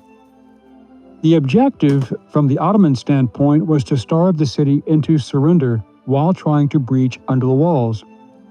During early September, 5,000 experienced Ottoman sappers had demolished large portions of the walls between the Berg Bastion, the Lübel Bastion, and the Berg Rabelin, creating gaps 39 feet wide. The Viennese began digging their own tunnels to intercept the placing of enormous amounts of gunpowder in the caverns. The Ottomans finally managed to occupy the Berg penetration and the nearby low wall on September 8th. Anticipating a breach in the city walls proper, the remaining Viennese prepared to fight in the inner city. The Ottomans had the capability to reduce the walls with their 130 large cannons and 19 medium-caliber cannons, compared to the defenders' 370 cannons, but Mustafa failed to use them effectively. The encirclement of the city was working, and fatigue became so common that von Starnberg ordered any soldier found asleep on watch would be shot. Starvation was setting in, and the people were becoming increasingly desperate. Vienna was in fact on the verge of possibly either being taken or surrendering when, in August, Charles V, the Duke of Lorraine, defeated Thokoli at Wissembourg, just 3 miles northwest of Vienna. This was Mustafa's outer perimeter blocking force. With his massive Muslim force, Mustafa believed that no relief force could get through to the beleaguered citizens, and Mustafa wanted Vienna taken intact as a prize. But this delay would prove fatal. As the Ottomans patiently waited for the city to surrender, the Allied Christian force was on the move, such as the Polish-Lithuanian Commonwealth under King Jan III Sobieski. Duke Charles V, now having defeated the Western Muslim force, was closing in. The coalition of Jan Sobieski and Charles V was joined by the Bavarian, Saxon, and Imperial German states, and supporting Habsburg forces returning from Hungary, all regrouping outside the city. But having the numbers to challenge the Muslims, while important, was not enough. There had to be proper communication, tactical operational planning, and precise execution of a battle plan.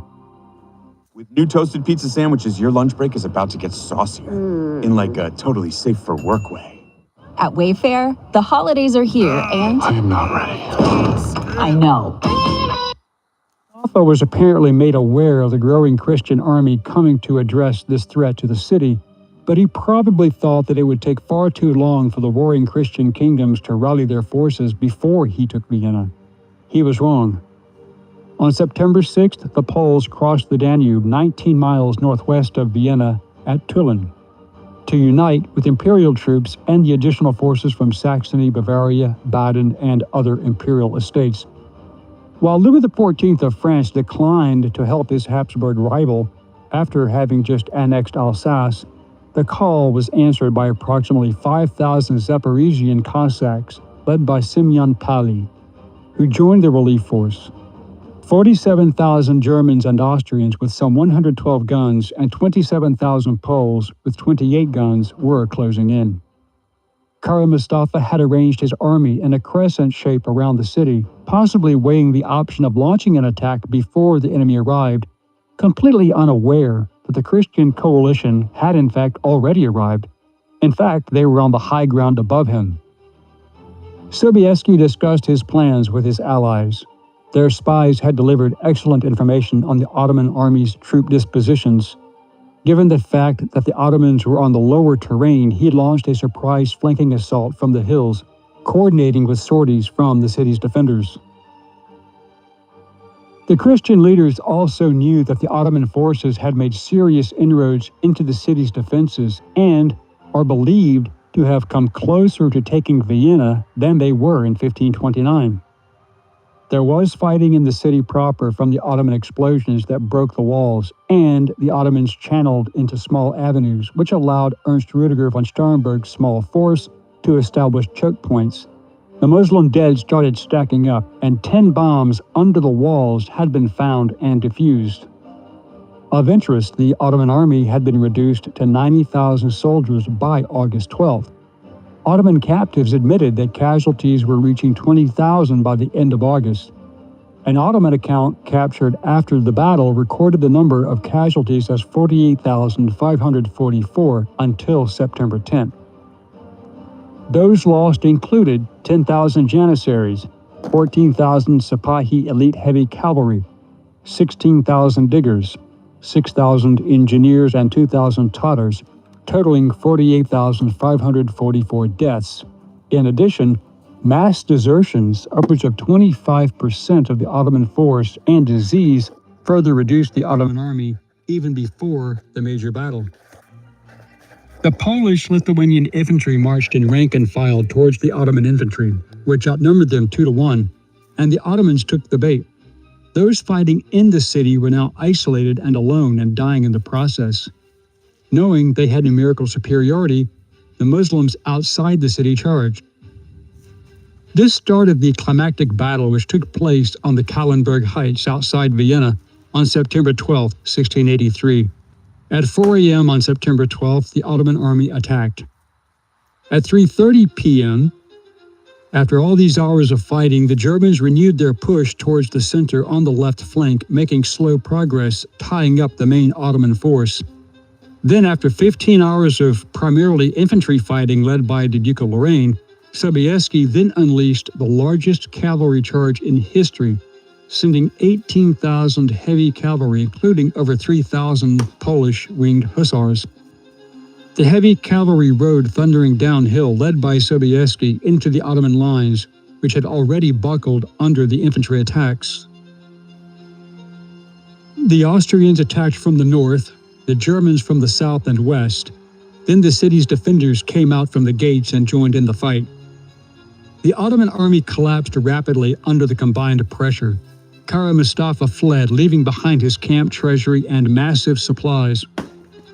Mustafa Pasha's red tent was blown up, but he escaped while thousands of members of his routed army were slaughtered or taken prisoner.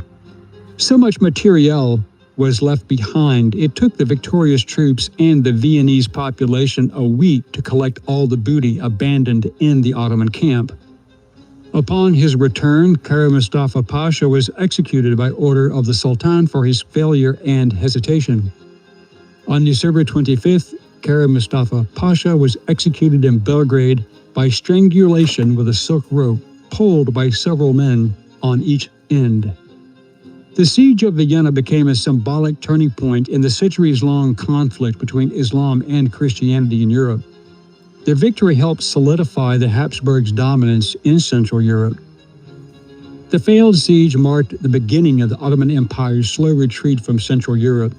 As a result, the Holy League gained momentum, leading to the Great Turkish War of 1683 to 1699, ending with the Treaty of Karlowitz, which stripped the Ottomans of most of Hungary and marked a shift in the European balance of power. Free radicals are everywhere. Protect yourself against them with PAAM. Why do you have a black eye, puppy?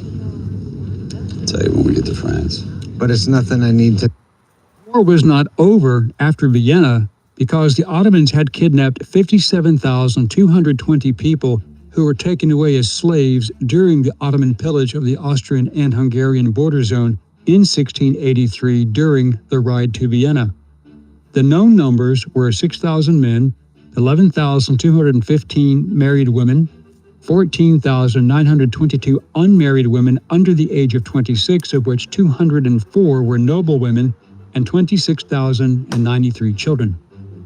During those 16 years following the battle, the Austrian Habsburgs would gradually conquer southern Hungary and Transylvania, clearing them of Ottoman forces, establishing the later Austro-Hungarian Empire. King Jan III Sobieski became a European hero and called the savior of Christendom, and his winged hussars earned near-mythic status.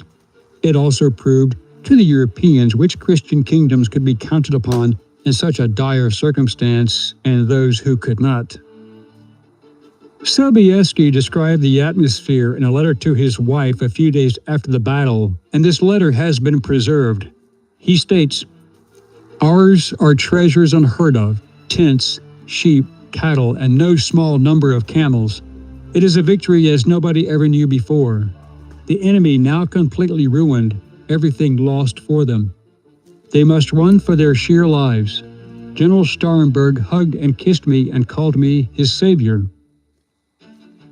One unexpected benefit of the battle was the discovery of coffee in the treasures that were recovered, which is often believed to have been the genesis of Vienna's cafe culture. So add that to the list of unexpected consequences. Thank you for watching this episode of Forgotten History. If you liked what you saw, please click like, share, and subscribe. And if you would like to assist with the ever-increasing cost of production, please consider... That was Forgotten History, y'all. The world is under a... I finna have to go soon, y'all. I love you. Attention, all lovers of freedom and all patriots of the country that believe in freedom. The Western world is under attack. Yuns need to tune in to TAAM Radio and follow the most accurate news sources that regular social media can find. Yuns need to support Joe X. Joe X is getting oppressed by his own country that he served just for speaking his mind and giving a fuck about his own people. Yuns need to not just sit there with the tallywackers out the TikTok and out their incognito hub. Yuns need to stick up for fellow failures of Yuns countrymen when they endure straits from their government, because it's not a matter of fact of white versus black or east versus west. It's a fact of government versus you. We living in a technocracy dystopia. And what that fella George Orwell and all them Alex Jones critters and all them fellas are fighting for your rights, is fighting for your freedom. There's a victim of cancer culture. Cancel. cancel culture, and young's letting it happen. Young's not sticking up for your fellers of freedom, and I'm mad at young's. I'm so mad at young's, and you can start by following TAAM Radio and subscribing to Joe X. Young's need to bring awareness to when young's fellow countrymen and your fellow Westerners getting got by the government just for them exercising their rights, just for them having an opinion. If young's don't believe me, if young's some kind of sycophantic freaking fascist bastard, I'm gonna whoop all of yuns. I need you to subscribe to Joe X. It's a Joe Xmas Christmas here at TAAM Radio and a Joe Xmas New Year, you hear? So stay tuned. Yuns follow TAAM Radio. Well, Pastor Squatcho, that's me. I love yuns.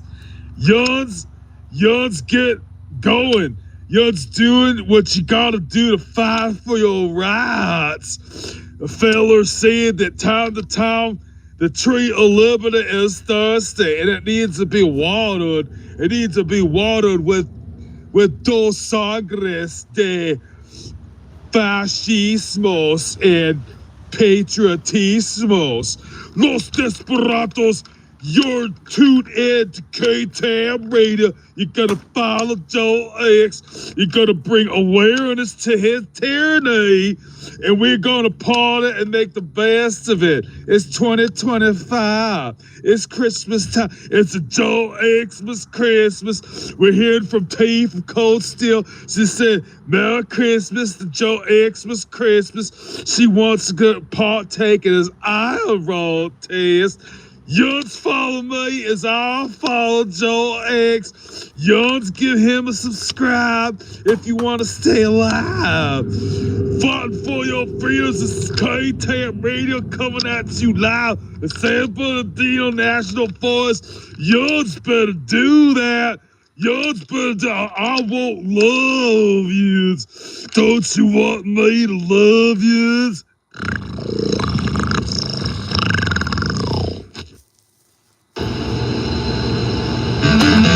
TAAM Radio is KTAM 1095 MF Radio. Knife Tomahawk Axe and Machete Radio. The forgotten dimension of the second A_, all God-fearing persons willing to war for freedom.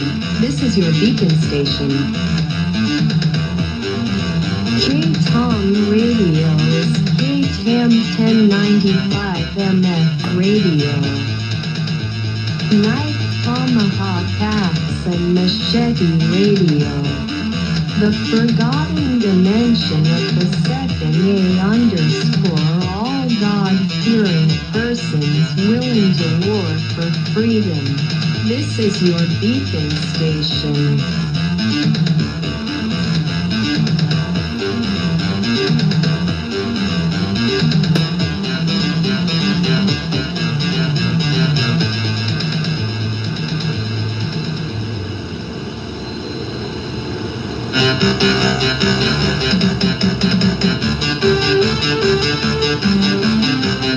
Coming at you live from San Bernardino National Forest with Nacho the Squatcho. As the year 2025 a freedom fighter is being flanked by Count. Es ist das Jahr 2025. It is the year. Es ist das Jahr It is the year 2025 a freedom fighter is being flanked by counterculture. Will you rise up and stand with Joe X?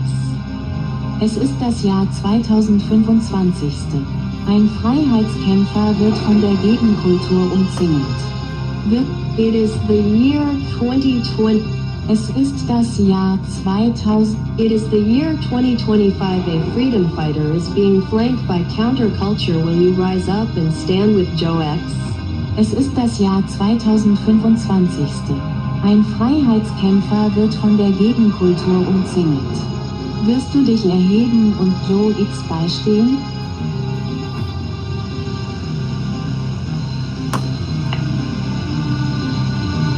The constitutional forefathers warned us of this infringement upon innate God-given unalienable rights, whereas the freedom fighters who stand up for freedom fighters.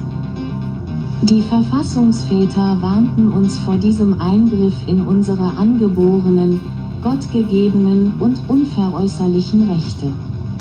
Wo sind die Freiheitskämpfer, die sich für Freiheitskämpfer einsetzen?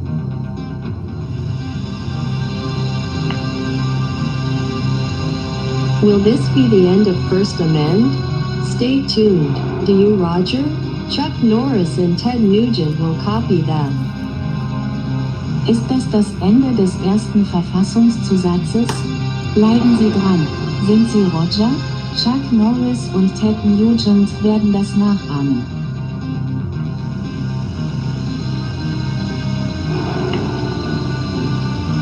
Calling on all other tactical and survival and blade and bushcraft in USA to fire at will that is in order not show out. Aufruf an alle anderen taktischen Überlebens-, Messer- und Buschkraftspezialisten in den USA. Feuerfrei. Das ist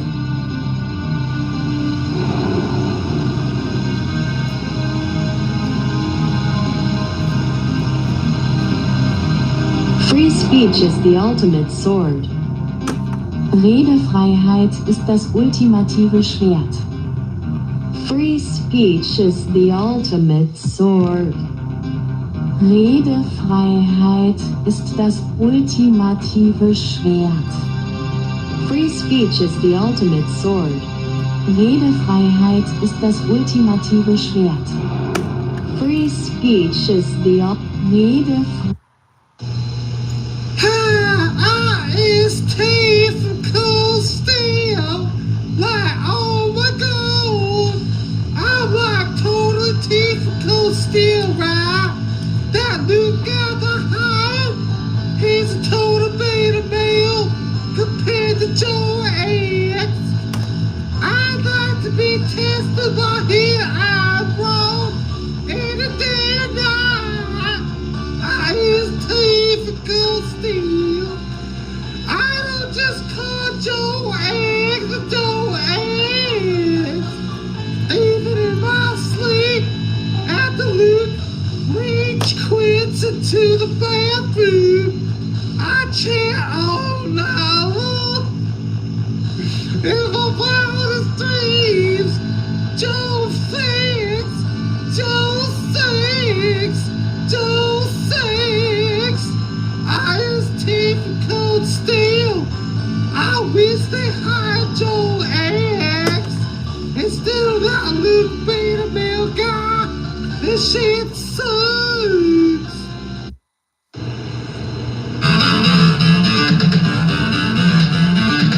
Purveyor of free speech as far as the godless globalist aristocracy has calibrated the system to allow to leak out.